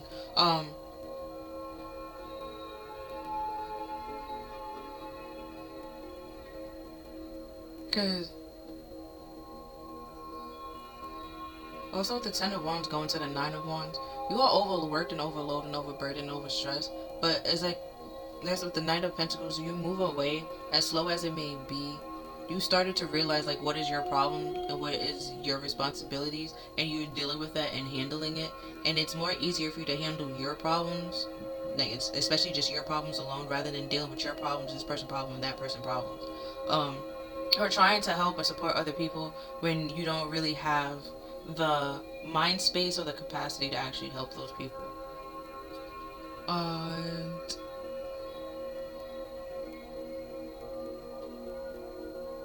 yeah, with the Nine of Pentacles coming out twice, basically what I said with that Page of Wands, paying attention to who you receive advice from, because not everybody is looking out for you. And then I know it says like a young female, it could be a man, just they act very feminine. Not the whole because they're gay, like they just they could be a dude that hate females, so they talk bad about females, act feminine kind of thing. They beef with females rather than beefing with dudes. That's weird, kind of thing. And yeah, that's the betrayal and the sabotage. They gave some type of advice or trying to tell you to go on this adventure, to do this or go here, or to stop you, to slow you down because they feel inadequate compared to you, or feel beneath you in some way, shape, or form. So pretty much trying to cause the tower moments to cause destruction in your life. And to try to turn things around in their favor, or to pretty much get you under their control.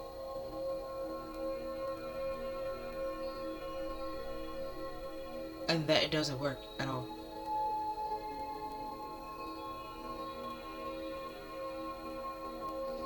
At all. At all. And then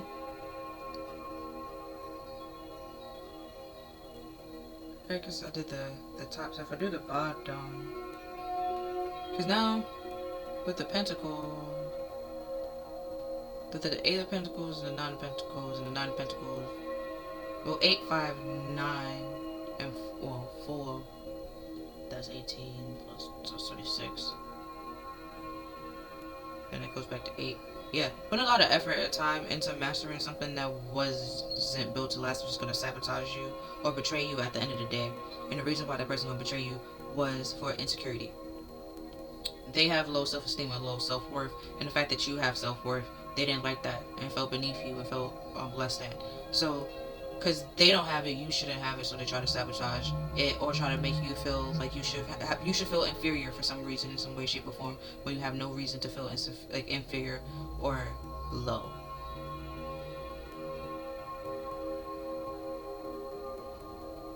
And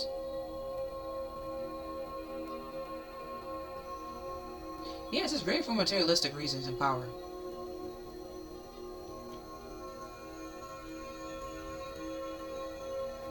Because Wands wants to talk about action. They don't want you to take They don't want you to take action on something that will lead to like you growing or having something like having some form of stability. Because that will push you in a higher position than they are. Okay. So these all came out together. So we have the Queen of Swords with God, the hope of all the earth, with rituals and ceremonies, and can acquire the treasure of heaven and earth, and the Ace of Wands with the patient God, with fertility and multiplicity, protection against despair, and help one be patient. And then the Ten of Cups with God, the master of the universe, with divine warrior, confines the wicked and bring peace and victory. And then we have Temperance with the joy of God, with reconciliation, regain the favor of those who have offended. Oh, yeah, no, you have to be, okay, you don't have to befriend these people, befriend them again, and stuff like that. They're gonna try to come back. You don't have to take them back. Spirit is basically saying they have offended you. And now that things are going better, like working out for you, they're trying to come back in to pretty much make it seem like all of that, like to pretty much let bygones be bygones, but they was the one that initiated everything and caused the problem. So they need to let bygones be bygones with themselves. Like, there's no reason for, like, you already had closure on the situation because you didn't do anything wrong. They did something, they, like, that kind of, you get it? They was the one that had the problem. You not weren't the one that had the problem. They tried to sabotage you and betrayed you and bring you down because they felt inadequate compared to you. You didn't feel inadequate compared to this person. You know, you didn't hurt them. You get it? Okay. Also, it seemed like this person tried to come back all the time, or like they do this like with a lot of people, and they, yeah, like I said before, like there's a lot of pentacles. They more so do it for money or power, or for time, also potential. But also, they don't want you to take action on something or be bigger than them, or be more successful than them, or happier than them, kind of thing. They want you to always like be beneath them, but they trying to bring you down. So that means that they see that you're above them. So you can't really be beneath them if they feel like you're above them. So it made no sense.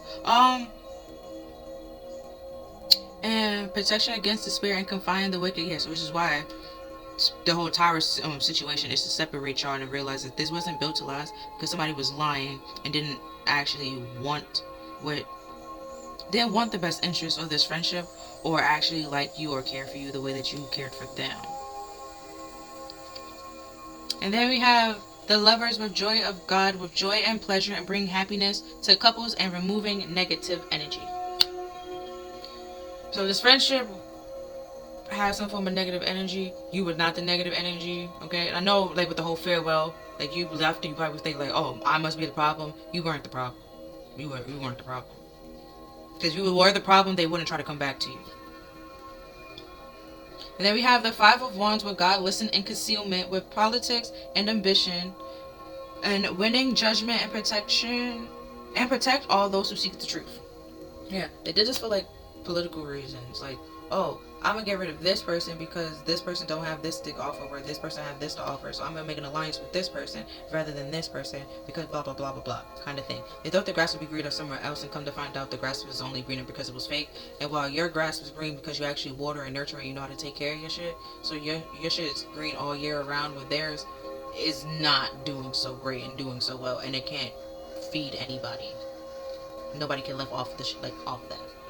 Also, the Five of Wands, there was a secret competition. That's the whole God listening concealment. God knew the problem, which is why the whole tower happened. It's a divine intervention. This person was going to leave you out in the cold and leave you to struggle and cause nothing but struggles in your life. Or try to do that. And then we have the Page of Cups with God, who rejoice with divine comfort and giving consolation and protection from one's enemies. Yeah. Those was not your friends. And then we have good news. No, the angel of good news. Those are not your friends, but things are turning around for the better.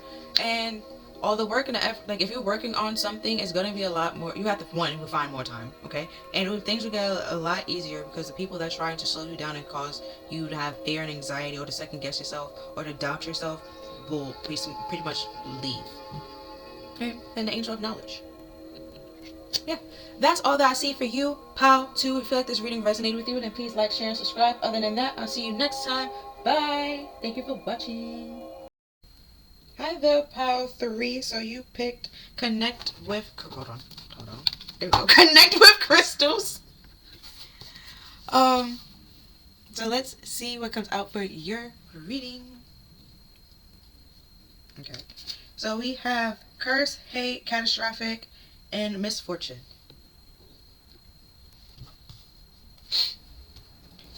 And then we have protest with inquiry, sue, and attention.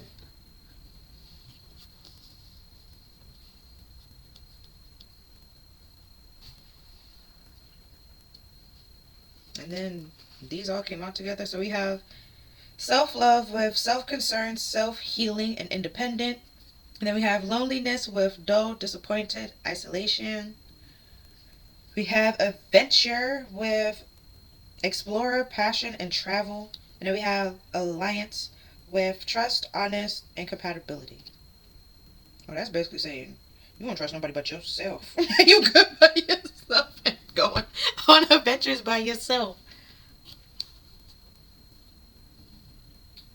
And that's what I'm getting from it, with the whole independent. Like, you're in the loneliness. You don't see your independence as being lonely or something to be disappointed about it. You find the adventure and the freedom in actually having it, and you want people with alliance. You want people that like also have their own independence and love themselves as well and know who they are, kind of thing. And you trying to find like adventure to find that. Now, some people are hating you for that and wishing bad and negativity on you because you have this, right? But this is the whole protest, but you still, standing your ground, standing on business. Like, yeah, nah, that's your problem, not my problem. You don't like yourself, I like myself, and that's cool and that's fine. And it's like the people that's pretty much trying to protest or like bring you down or wish bad about you is the people that is very codependent on something or someone else.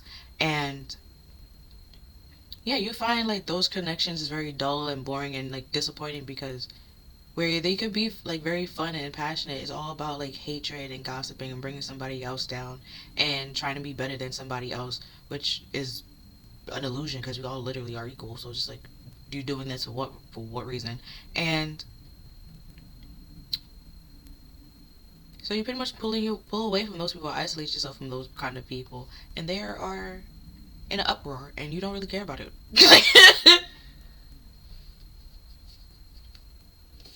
And then we have discovery with a root chakra. Then we have recovery with the purple, which is your third eye.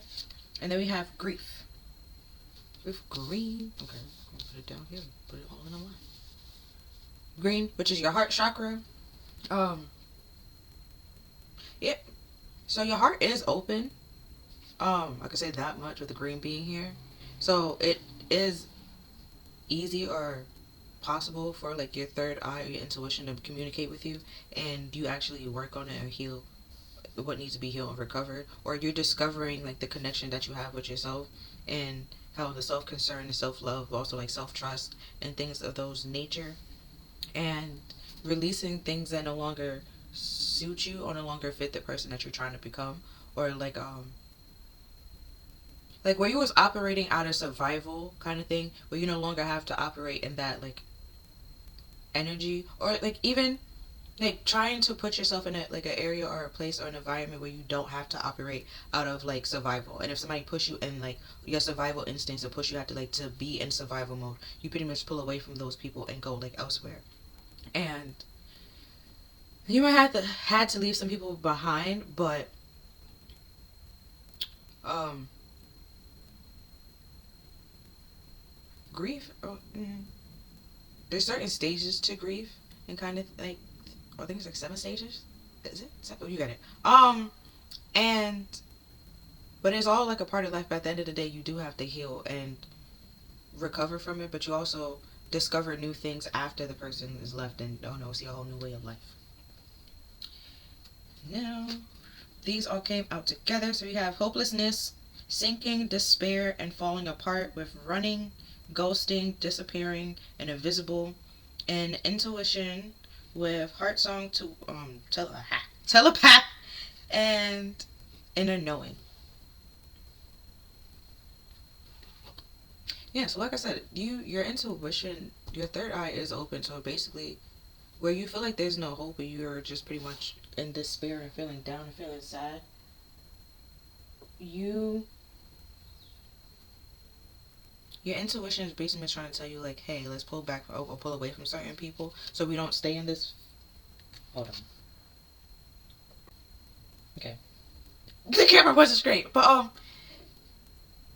like to pull away from certain people because you feel like life has no meaning, it has no purpose, and feeling hopeless and feel like falling in a sense of despair that will kind of sort of lead to depression. And to the people, like some people, they just pretty much say like you just disappeared, you ghost, and you just upped and left. But that's not necessarily the case with the loneliness and then the ghosting. You was by yourself regardless, and they didn't really try. Like even if they was around you, they saw that you felt isolated, or you saw that you weren't really like you weren't really there, and they didn't really do much to include you in the conversation in any way, shape, or form.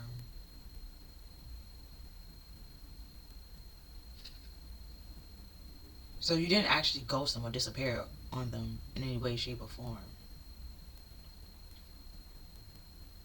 Okay, because now it stands out as that invisible. Like, they didn't do anything to pretty much like let you feel seen or let you feel heard or let you know that they was there to be a support for you in any way, shape, or form. And um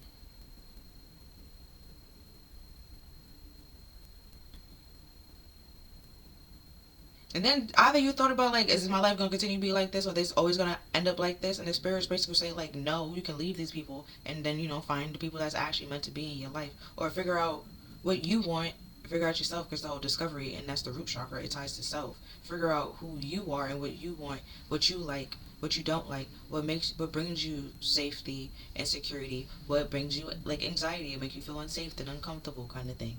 And we're always doing like not doing drastic things that push you out of your comfort zone like completely, but like doing and then the lines that makes you feel comfortable. And then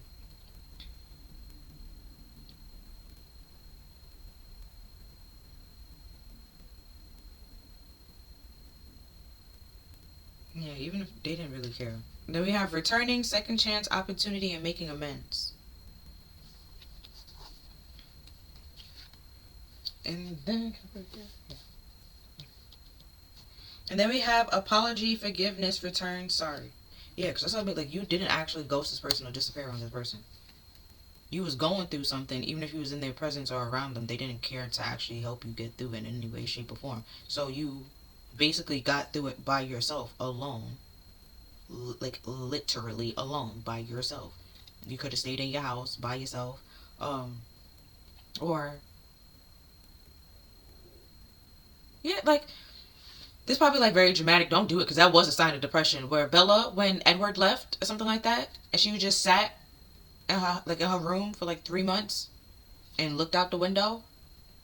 Yeah, you whatever situation happened, you got through that by yourself. You got through it literally alone and just with spirit's help. And oh yeah, with the hopelessness, you were like you low key was depressed.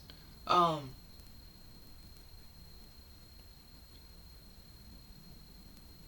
because despair is hopelessness.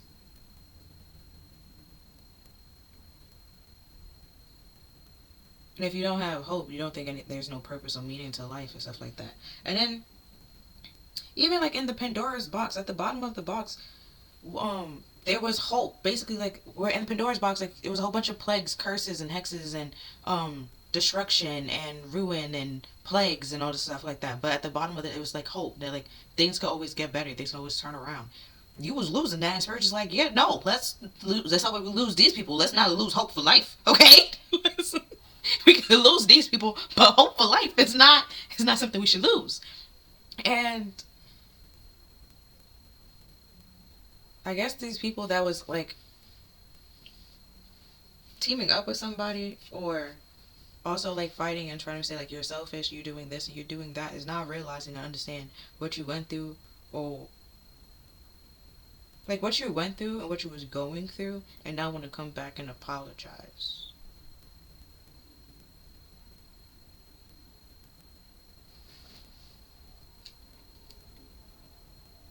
Also, if they made you feel hopeless or isolated, they want to like feel tell you sorry. But that's the only reason why they want to return is basically tell you sorry and ask for your forgiveness. But they also want a second chance. But I don't see why they want a second chance because it's just like for what? Like it's just for what? Um. Then we have all in one and one in all. And then we have justice, where I'm not to judge and control. Why worry? So I have to. Okay, they all came out, but they all have hands. Okay, there we go. Hold on. Okay. Alright, so that's the first one. If the light just chill out real fast. Right, that's the first one. And that the second one is like a timeout with justice. And then control, just like looking at your hands. Also, with the purple coming out again, is you taking action, and then the yellow is your solar plexus, but talks about action.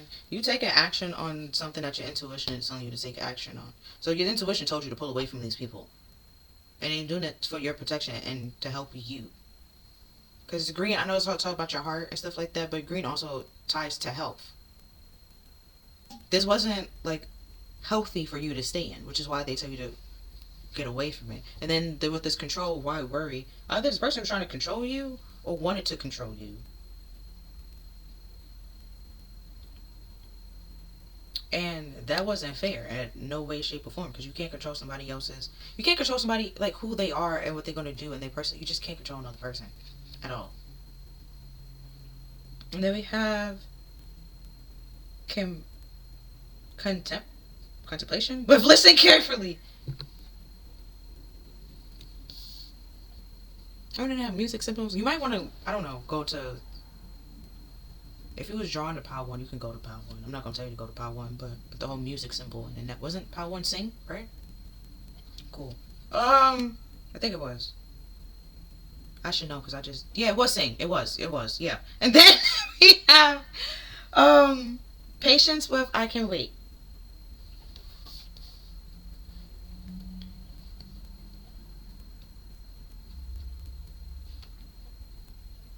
Okay, your intuition is telling you to take action on something, but it's trying to give you the instructions on what to do and how to handle it.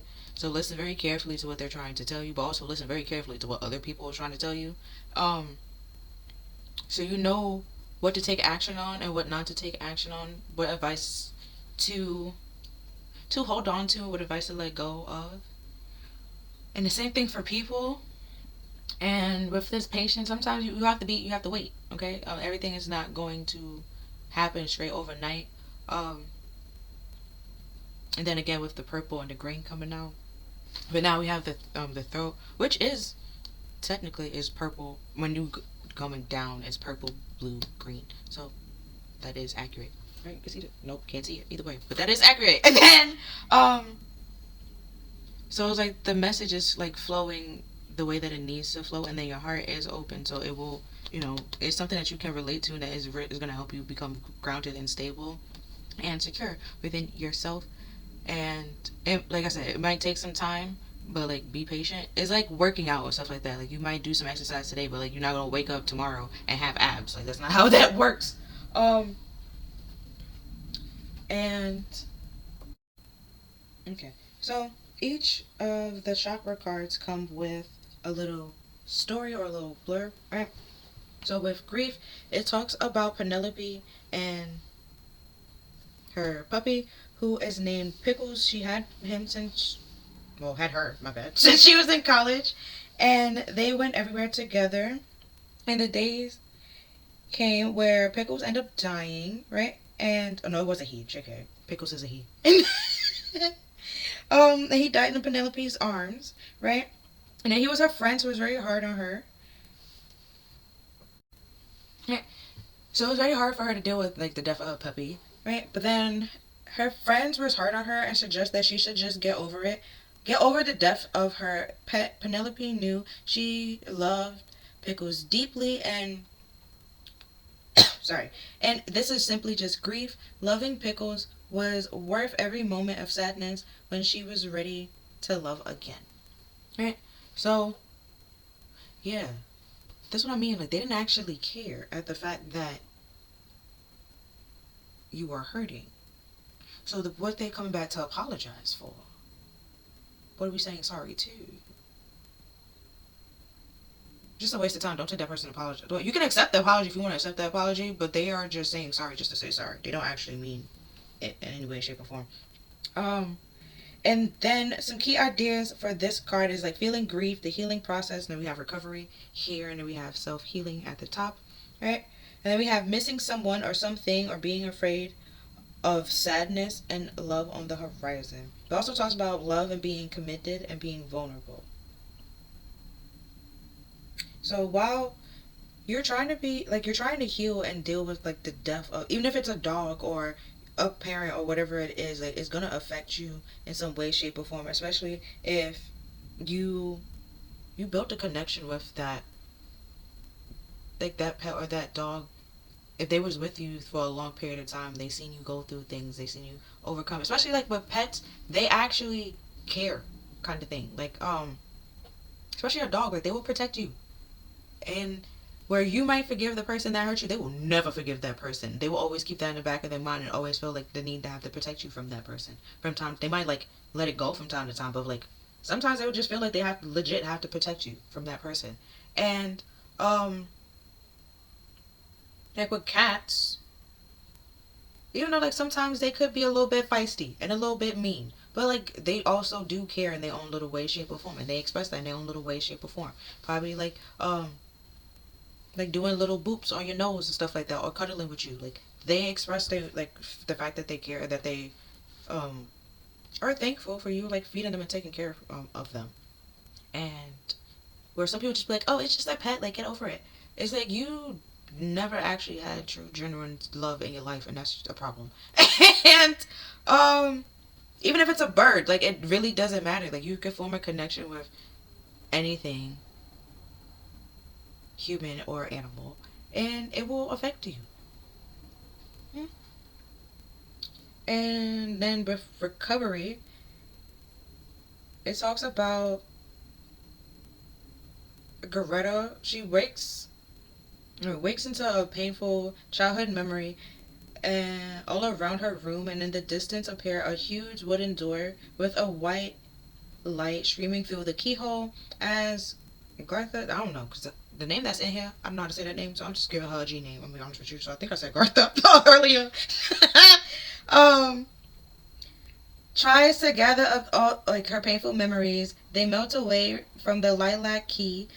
She placed the key into the lock and weave the fear, and all the fears that she had engulfed her went away. The door opened and the pain and fears receded, and clarity came. Survival is no longer enough. Yeah, so I said earlier, like where you people that push you in survival mode, you don't have to. Life is not meant to just survive, okay? Life is meant to be lived. So if you are always in survival mode, that means you're around people that you always either have to fight or feel like you have to protect yourself against. And that is very exhausting and not good for your body. And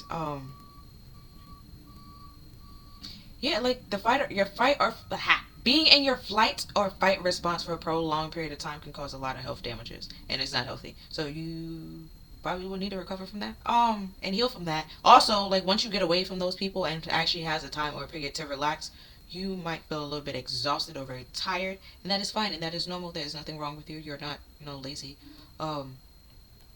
or worthless in any way, shape, or form. It's just your body trying to catch up on some well needed rest. And some keywords in this card talking about facing your fears, having wounds, and healing from said wounds, the courage to face pain, and awakening to greatness. And this card also talks about like being genuine, and having understanding and regeneration. Oh, and then a little affirmation for this card. It says, pain from our past unlocks the door to understanding. And I didn't read the affirmation for... What card is that? Grief? Yeah, the affirmation. Grief is love without a place to go. Yeah, so like I said, like even if it's an animal or like an animal or a person, like you had love for it, and it's going to affect you no matter which way or like other. But then there's different stages of grief, but you have to like get through those stages. You can't just stop at one and just be like, oh, I'm going to turn off all my feelings and no longer be sad or mad or depressed about it. Like no, like you're mad because you did, like you have love and care for this person, and you want to be around this person and or animal, and you can no longer be around them person. And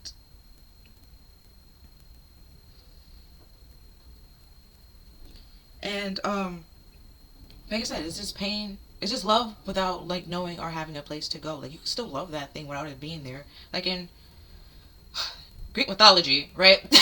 When the person dies, right, they don't really see that as like actual true death. They see like when you no longer remember that person as like they're actually like dead, that kind of thing and stuff like that. So as long as you remember that person and happy that the person was in your life, and still love and care for that person even though they're not there, but appreciate all the impacts and the moments that I did have together, that person will always, their memory will always live on.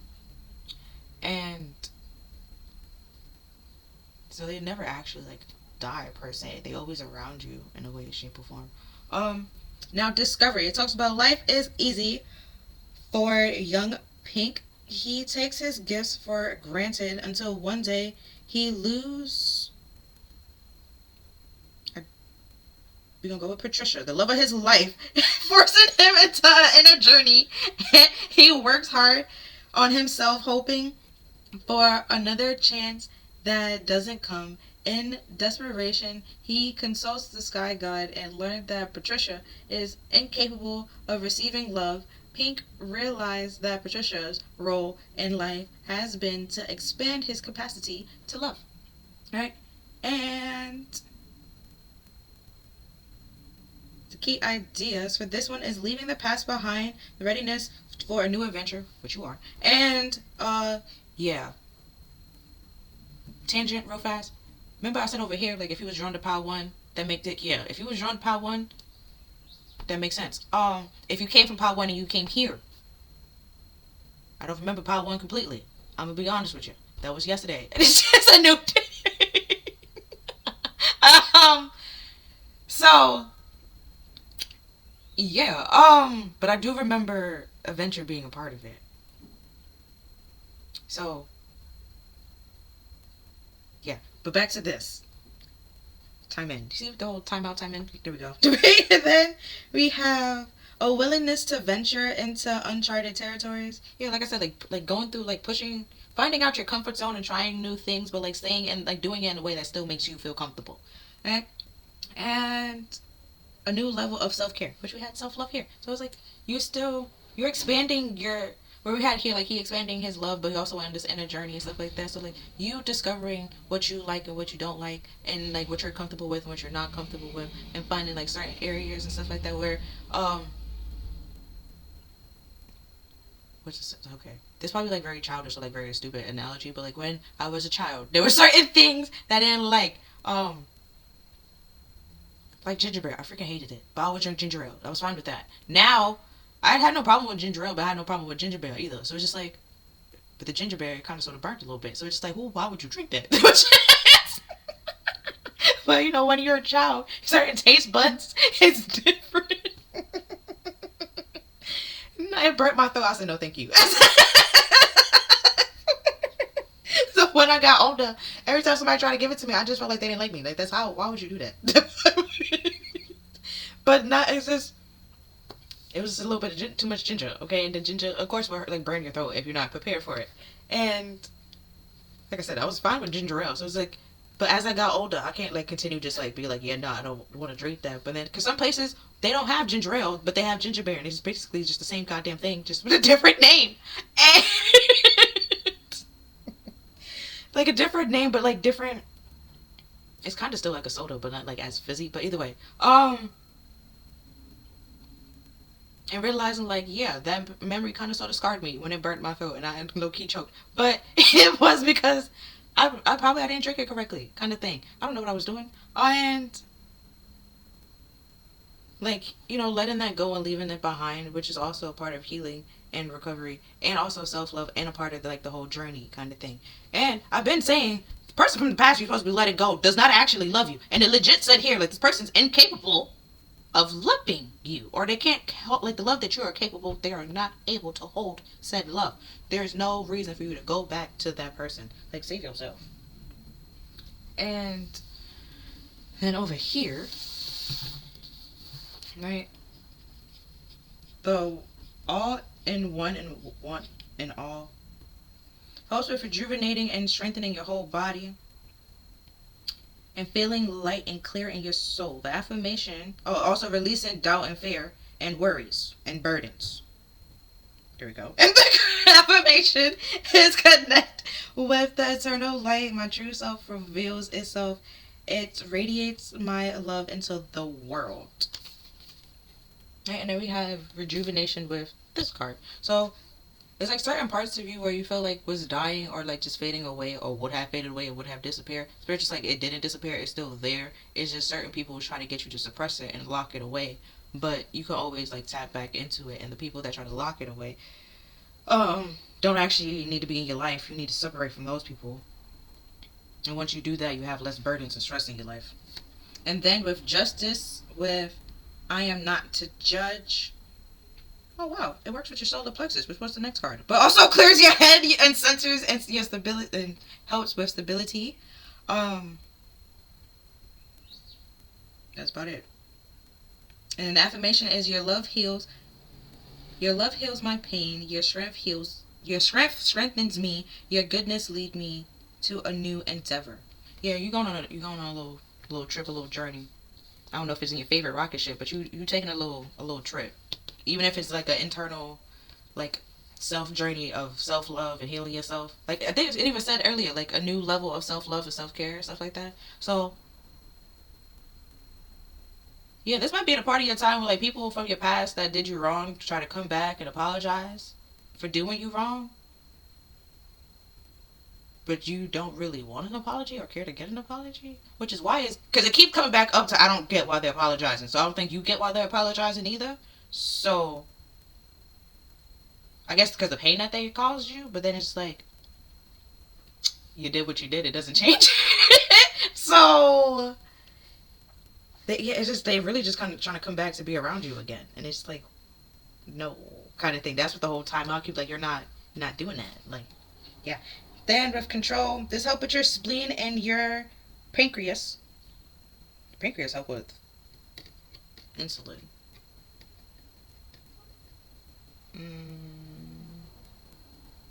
No, if the kidney came up, I know the kidney deals with the stress hormone. But either way, back to this. This helps with strengthen your kidney and your not your kidney, your pancreas and your spleen. And the affirmation is I am full of confidence for in the end of the good prevails. In the end the good prevails. There we go. Wait, what? I'm full with confidence for in the end the good prevails. So I guess have faith in yourself and knowing like if you're not trying to hurt nobody and you're not that like your intentions, you're not waking up choosing violence kind of thing. You're not waking up with the intentions of bringing somebody down or hurting somebody else. You're just simply being you and doing what you got to do to better yourself, and somehow it's pissing somebody else off. In that point in time, you're not the bad guy. You didn't do anything wrong. You're fine. Which is why that's what like I was like, what? You can have confidence, but that doesn't mean that you will win at the end of the day. But it's basically saying like you have self love, self worth, self esteem. And you're healing yourself. You have independence, and then since you have all of that, you have a good sense of like a good sense of self. And you have confidence in yourself and your abilities. And other people don't actually have that, so they will kind of sort of want you to feel bad for having something that they don't have, when you have no reason to feel bad. Right? And then contemplation with listen carefully. It activates your neck and your ears, and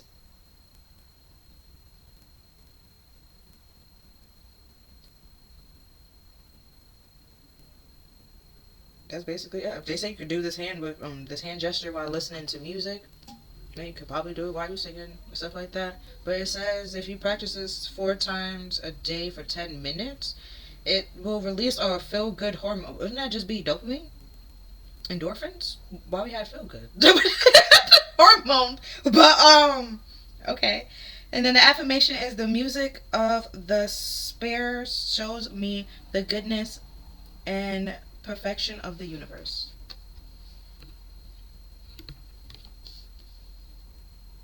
Oh, and another way you can clear crystals and stuff like that is sounds. So that could be another thing. Either sing or listen to music. Either one. You could do both. Go ahead. And then with patience, we have I can wait. This helps with your liver and regulates body temperature and helps balance out like strong emotions during like conflict.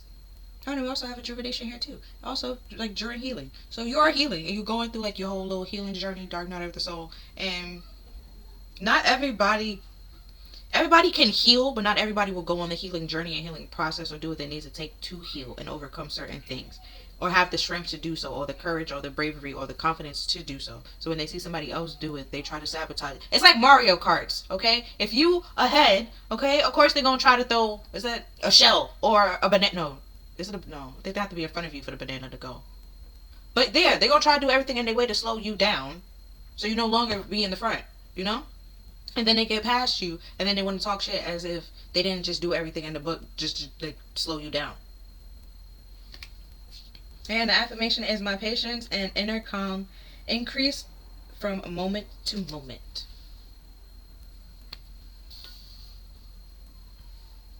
And then, I lost the rest of your cards for a moment.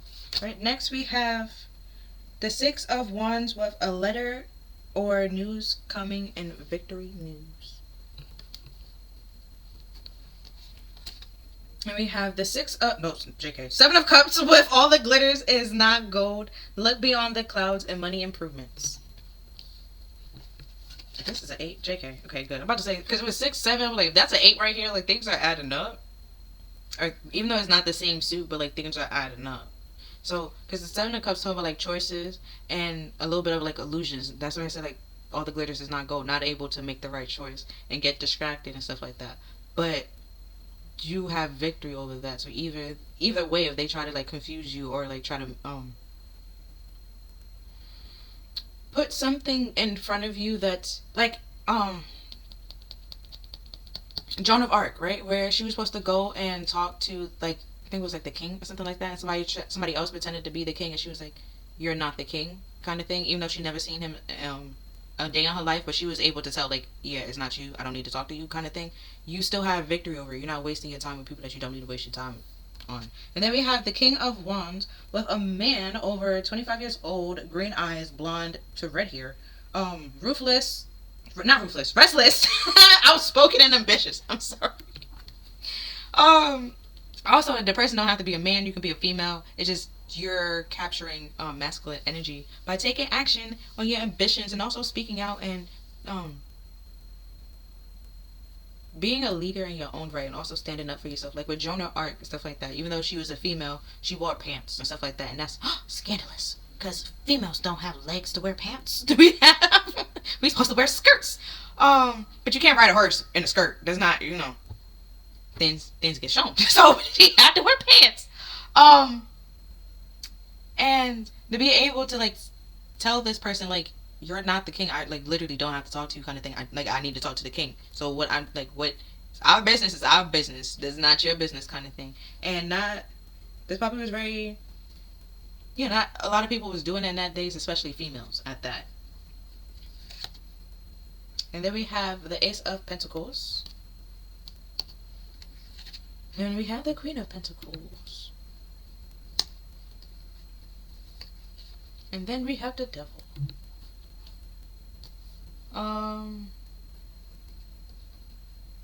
Okay, with this Ace of Pentacles, it could be an offer, something that's supposed to be very solid or stable, but it also took a while because of the mountains back here. But also with the listen carefully, if you stay at a neutral standpoint, you will see if there's anything wrong with the offer. With like I said, over here is something, because there is clouds. There's something off about it. Then in the example of Joan of Arc, the dude wasn't actually the king, So it's something like off or sneaky or deceptive about it, which the Devil here does also indicate that. And being able to face your fears, also face your face your fears, face your like anxieties, your pain, and the things that had hurt you, and overcome said anxieties and things that used to like hold you back or cause you fear and anxiety and stress and panic, and now becoming like more stable and grounded to see through the illusions and to think clearly in chaotic or hectic environments.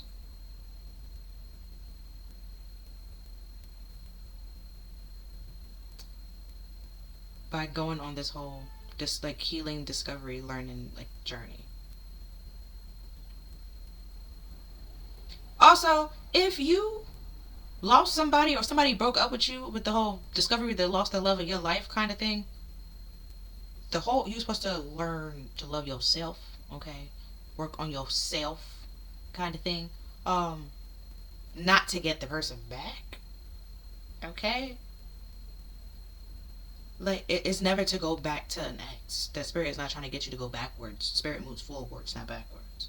And then if, like, even if you, wait, it is an ex, like, that won't be the exact, like, the same ex. The person had to grow or change in some way, shape, or form. Where, in this case, I forgot his name.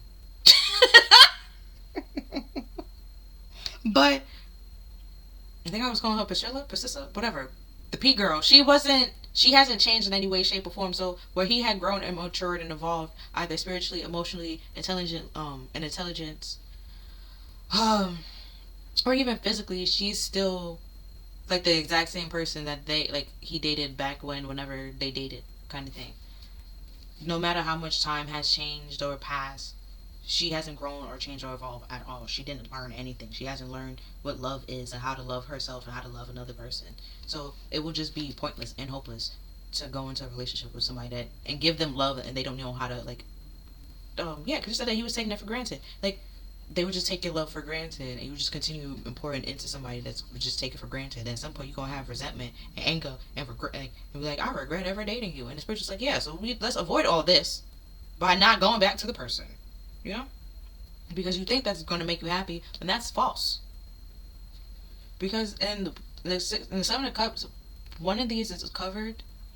They're all supposed to represent planets as well, but one of them is covered and it is mimicking the whole gesture of them basically saying you can choose yourself, you are a better option and stuff like that. You can have all the other things if you literally choose yourself and work on yourself. And then we have the Eight of Wands.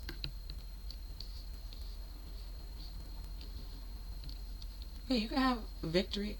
You can have something very solid and stable and have victory in that, and probably because the Six of Wands, something like a victory after a very long battle. But you can have victory and have stability and security. But it all depends on how you move, how you move or how you act on it. And the actions you take. And we have the Moon. Yeah, because something's deceptive. Something is... Oh, I think, okay, the offer could be this person trying to come back and offer you an apology, but this... I really don't know why they apologize. There's no reason for y'all to be together or be around each other. Could just be your status now. Or they feel like, because the Queen of Pentacles, she's financially independent, financially stable, and very motherly and nurturing. Can make a house into a home kind of thing. And very business savvy and very resourceful. So they might think that you're being deceptive or you're lying about it or putting on a show or facade, which is why they're trying to come and be around you, but they don't actually want to be around you because they are actually sorry. Which could be the whole lying and deception and the secrets and the illusions. But Spirit is telling you that with the third eye kind of thing, because the Moon also talks about your psychic abilities. So even if they are lying and being deceptive and keeping secrets, you're pretty much be able to see through them.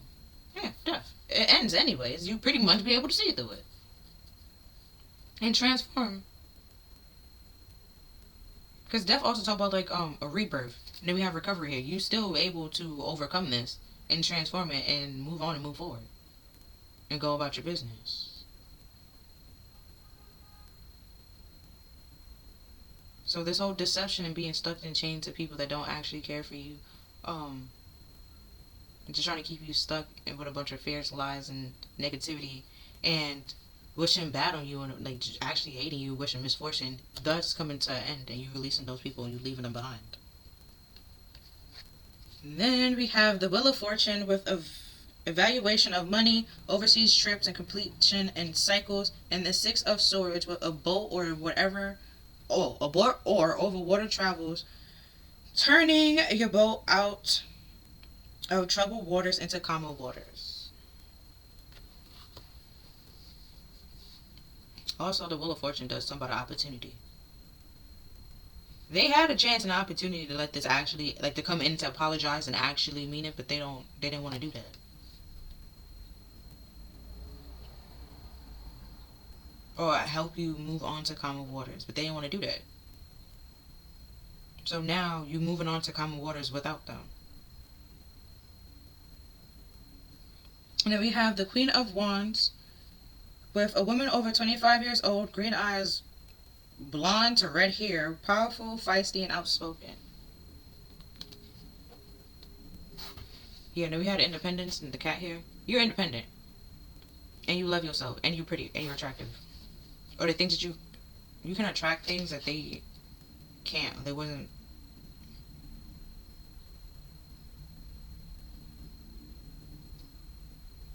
I really don't know what it is. It's something off and something weird. And it's something deceptive. Either like they wish or curse misfortune upon you and stuff like that. And like so like things did go bad for like a while. Now things are turning like for the better, and they didn't expect you to pretty much get through all this harsh times and trials kind of thing. Then we have the Nine of Pentacles with peace of mind and contentment. Yeah.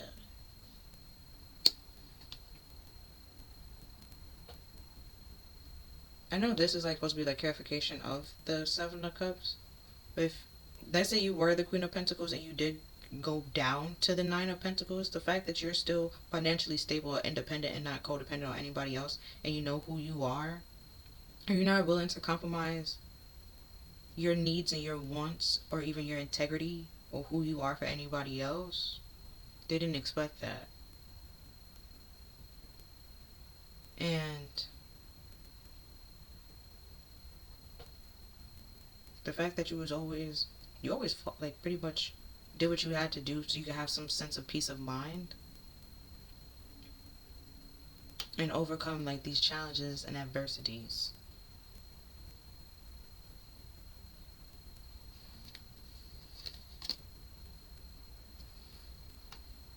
Also, there's people who just want to be your friends for appearances purposes.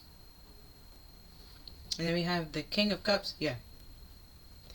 Go with the six. This goes with the Six of Swords. And the Six of Swords talking about like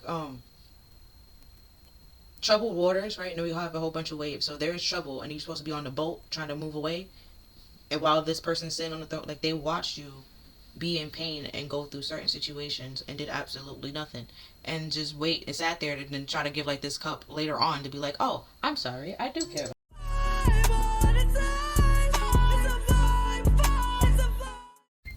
Okay.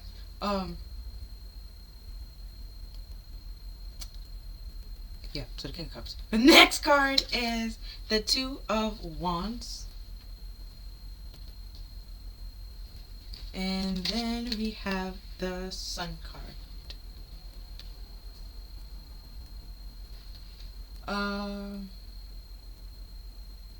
How the Two of Wands kind of sort of ties to the Queen of Pentacles. The Queen of Wands is where we have like you're positive, you have fiery, and you outspoken, and then over here we have ambition kind of thing. So it's like you're basically, even if you're single, you're good by yourself with the King and the Queen kind of thing. Like you in a whole relationship or commitment with yourself. You're dating yourself. And then you have the Knight of Pentacles, which makes sense. Like you're independent and you know who you are. You don't need another person. You may want to date somebody, but you don't need another person kind of thing. And with back to the Two of Wands, it's talking about like planning and intentions. But normally in the Two of Wands, where their back is turned to this one, you're actually looking and facing it while still having like the world in your hands. So you could be saying like you're reflecting on what you want to leave behind and what you want to let go and put behind you and release. And then with the Nine of Pentacles with the Sun, so you can actually have happiness and success, but you are aware that like it's not going to come easily. And even though you are in a point of happiness and having success and stuff like that, there's going to still be like some ups and downs, but that doesn't mean that you're not in a position or the spot that you're supposed to be in, or you're not doing the things that make you happy. Also, what I was going to say with the hopelessness, that's basically the Star reverse. And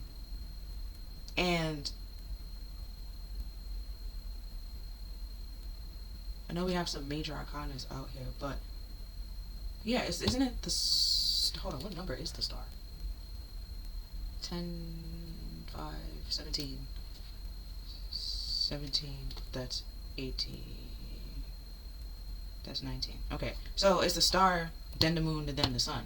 Okay, but if the Star is reversed, like I said, with the hopelessness, is the Star reversed, and it's reversed due to secrets and illusions, the sun is going to illuminate and shine a light on the things that are holding you back, and the fears and the illusions, so all that can come to an end, so you can be able to release yourself and move on and move forward. Also, with this King of Cups here,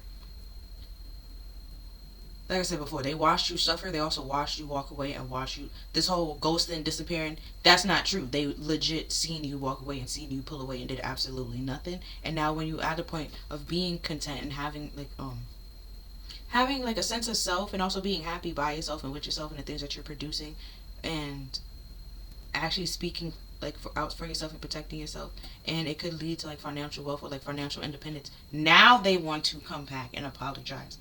But they didn't. They the whole time beforehand they didn't do that. So they could have when they wanted to, which is why I said the Wheel of Fortune talk about a chance and opportunity. They've been had a chance to like to smooth this over the right way, and they didn't choose to do that. And then these two, we have the Hierophant and the Six of Pentacles. Yeah, the Hierophant also talks about healing, but also talks about like government or something that's very official. And the Six of Pentacles talk about like generosity, having equal give and take. Also, the Hierophant talk about like beliefs and values and mentorship. So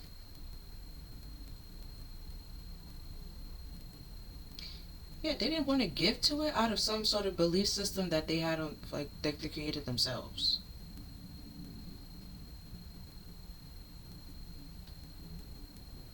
Because like I said, they watched you. They watched you and watch not just you. They watch a lot of people that feel like, oh, I'm gonna give to this person. I'm not gonna give to this person. I'm not gonna be this person friend or that person friend kind of thing. And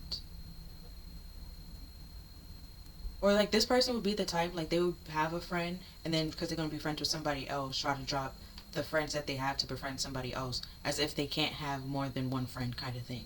And that's what the whole Six of Pentacles come in hand. Like they will give to somebody else but breadcrumb the other. So it's not equal give and take in any way, shape, or form. Which is why the Hierophant has to. Like I said, it also talks about healing, but it's some form of belief that is inaccurate. It makes absolutely no sense. And then from, I believe that's Lemon Drop, and what I remember from Lemon is he always saying unacceptable. So this whole situation was like you didn't want to deal with it. It was unacceptable. Spirit found it as unacceptable as well, which is why they help you move on to calmer waters and let this come to an end, and helping you see through all the fog and the illusions that either this person created or you have created for yourself to help you move on to calmer and smoother waters. Also, help you release the people that need to be released and let go. Then we have the Magician with the Six of Swords. Yeah, you'll be able to turn this around. So you might be like planning things as of right now, how to move on and move forward, but you're moving on and you're moving forward. Also, like I said, this person might try to come in and manipulate and play some type of mind games, or be like, oh, I didn't know you was going through all that, or I didn't know this and I didn't know that. That is a lie. They knew and they didn't care. And then we have the Ten of Cups. Yeah, you're happier by yourself. And then you're finding people that you're... Ooh, this is a book I was reading, right? Technically, I didn't finish it, so still reading. And the character has an ex, right? Now, how this ex broke up with the girl was basically by getting married and then inviting her to the wedding, right? And then, right? So that was like 3 years ago. So now he married, okay? Have a whole wife, ring on hand, all that, okay? But was hired a private investigator to try to find Shorty. Then found Shorty. And then it popped up at her place of work. And then when, got her phone number and all that. All that, okay? And then when she stopped, answering his calls, he had to dig deeper. Because there's no way she would just up and leave him. Because apparently he's not a whole married man and got a wife. No. She wouldn't care about that. And then come to find out because she was with somebody else or interested in somebody else. He couldn't have that either. If she was just messing around with that person, okay, cool. But it's the fact that she actually loved this other person. That was a problem for him. This is why Spirit just yeah, no. It's something very deceptive and sneaky and treacherous and deceptive and false. But this person is trying to about this apology, which is why it makes absolutely no sense. Which is why they said listen carefully. Because you be like, they're not gonna completely say that they're sorry for blah blah blah blah blah. They just kept saying like, oh, like they might say I'm sorry, but then you'd be like, for what? And you'd be like, oh, you don't actually know why they're sorry. You know. Also, if they are watching you and stalking you, they're not gonna tell you about that. They're not gonna apologize for it either. Um.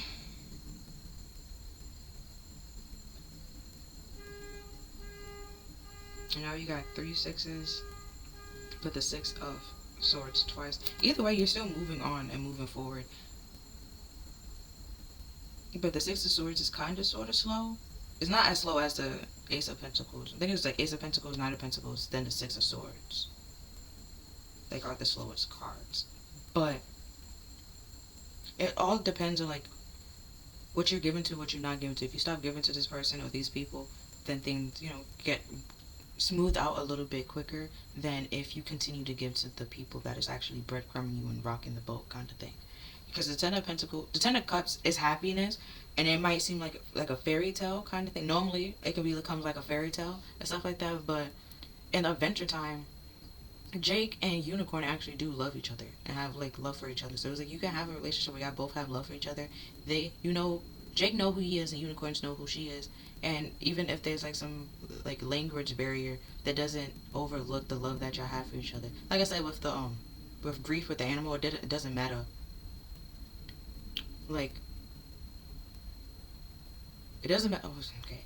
It wouldn't matter the gender or the race or the nationality or the color of said person or the religion of said person. If you loved them, you loved them. And it is what it is. Right? And now, there is a difference between unconditional love and conditional love. Where then there are conditions, right? In unconditional love. Like if you disrespectful and stuff like that, I'm not gonna like be around you.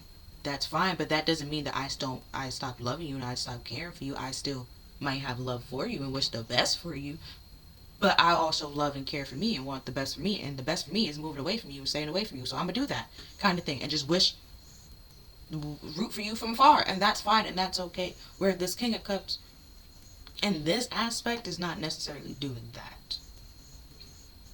Also, that tied to the Devil, they are emotionally immature and manipulative, and their emotions is up and down. They're hot and cold, in and out. Also, will be quick to throw a tantrum.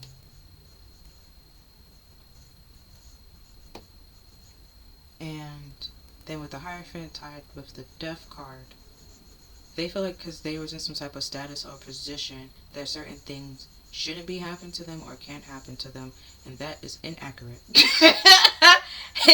Inaccurate. Change comes for any and everybody. Death comes for any and everybody. It doesn't matter who you are. If you're a pope, priest, poor man, rich man, it's coming. And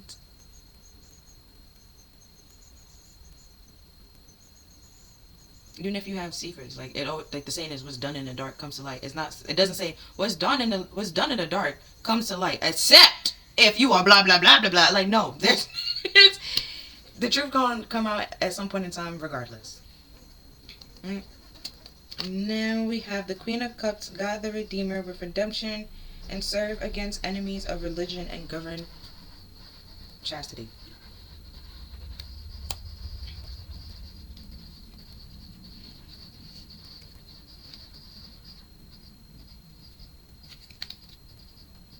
Okay, this comes out with this. That's what I was very confused just now. Then we have the Page of Swords with God the Refuge. Refuge governs dreams and reveal mysteries hidden from mortals. And then we have the Nine of Swords with the Comforting God with purification, protection from the impudence and religious sentiments. And then we have the Eight of Cups with God the pleasures of men's children with transformation and giving consolation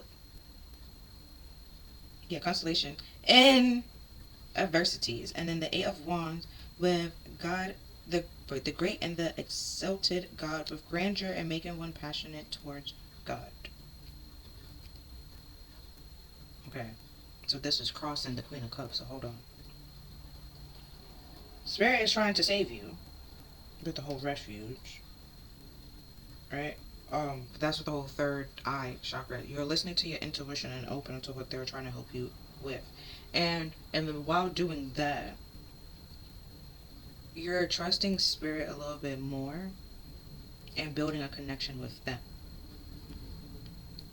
And since that is like trusting them and building a relationship with them, and all relationships, more things will be opened up, like shared with you and kind of things. So they are telling you the things that you felt was mystery, or like the deception and the things that was hidden from you. They're telling you them or showing you them in your dreams. So the conversation is not over once you go to sleep. Nah, they talk to you throughout the whole day. The whole day they was with you always. And then purification and giving consolation and adversities. Yeah. So while trying to solve this and give you the answers that you need, it's helping you overcome these adversities, and they're pretty much just fading away and going away. And then we have transformation, which ties to the Magician card. Yeah, and the protection from those who are trying to hurt you or wrong you in any way, shape, or form. And then with this governed in chastity basically means so you're not sleeping with anybody, and or nobody can say that they sleeping with you or they touching you in any way, shape, or form. That's not really what's happening. And with this serves against enemies of religion. They could be coming for your intuition, your spiritual abilities, and try to gaslight you and be like, oh, that's not what spirit is trying to say. That's not this and that's not that. That's not what's happening. And spirit's just yeah, no. That person is the devil. That person is a liar. Let's not mix and mingle with them. And then we have the Knight of Swords with the prevailing god with its intelligent riches and protection, fertile women, and making children respectful towards their parents. And then we have the Page of Swords here, then we have the Knight of Swords. And the Knight of Swords is in a higher ranking than the Page of Swords. Right? So, like I said, with the King of Cups is very emotionally immature and emotionally unstable. So it's very childlike energy or childish energy. So it's where you're more mature or in a better, you can handle certain things better with this part, and that's why they kind of started lashing out on you or did all this to pretty much hurt you and bring you down. Spirit is basically trying to say hey. Oh, even before now, I said they wronged you in some way, shape, or form. Now they're trying to come back and apologize, but the apology makes absolutely no sense because they know what they did. They was aware of what they was doing when they was doing it. So they knew it wasn't justified and it was wrong while they was doing it, but still continued to do it. So there was no reason for them to apologize. Because they're not going to tell you the exact reason why they did it. So they just apologized and they're trying to make themselves feel better. But that's also because they feel bad because they pretty much felt like you was beneath them, and come to find out that wasn't the truth. Or trying to prove that you was beneath them, but you didn't feel like you was above them, so they put you in that spot, in that position to be above them, and then try to prove that you weren't above them and you don't deserve to be above them, and you didn't ever say that you deserve to be above them.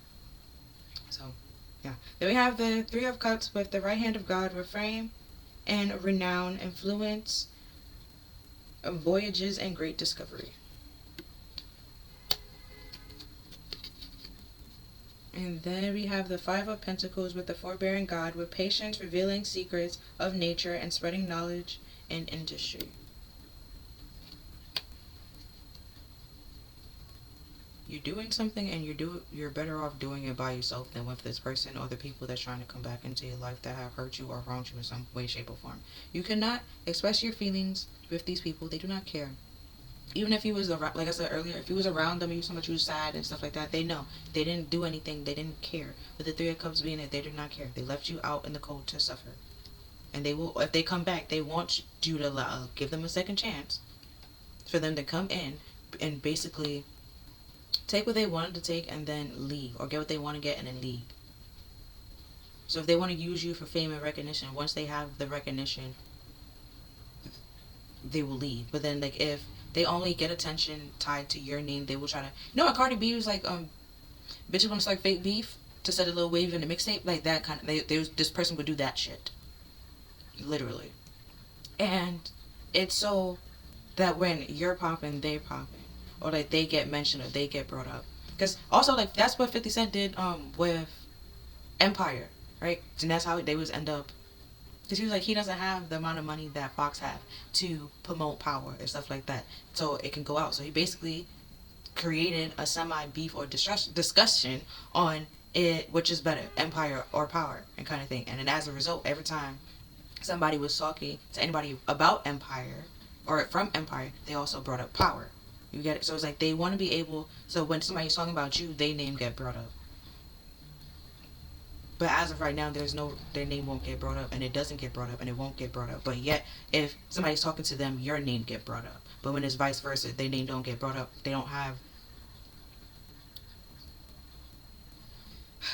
Almost they're not really a factor in your life, but yet you're a factor in their life, even if you're there or you're not there. Then we have. Oh, these two came out together. So we have Career Angel and the Angel of the Animal Realm. Also, with that fertility, you have money and creativity and abundance that they don't have. You can cultivate things that they can't cultivate.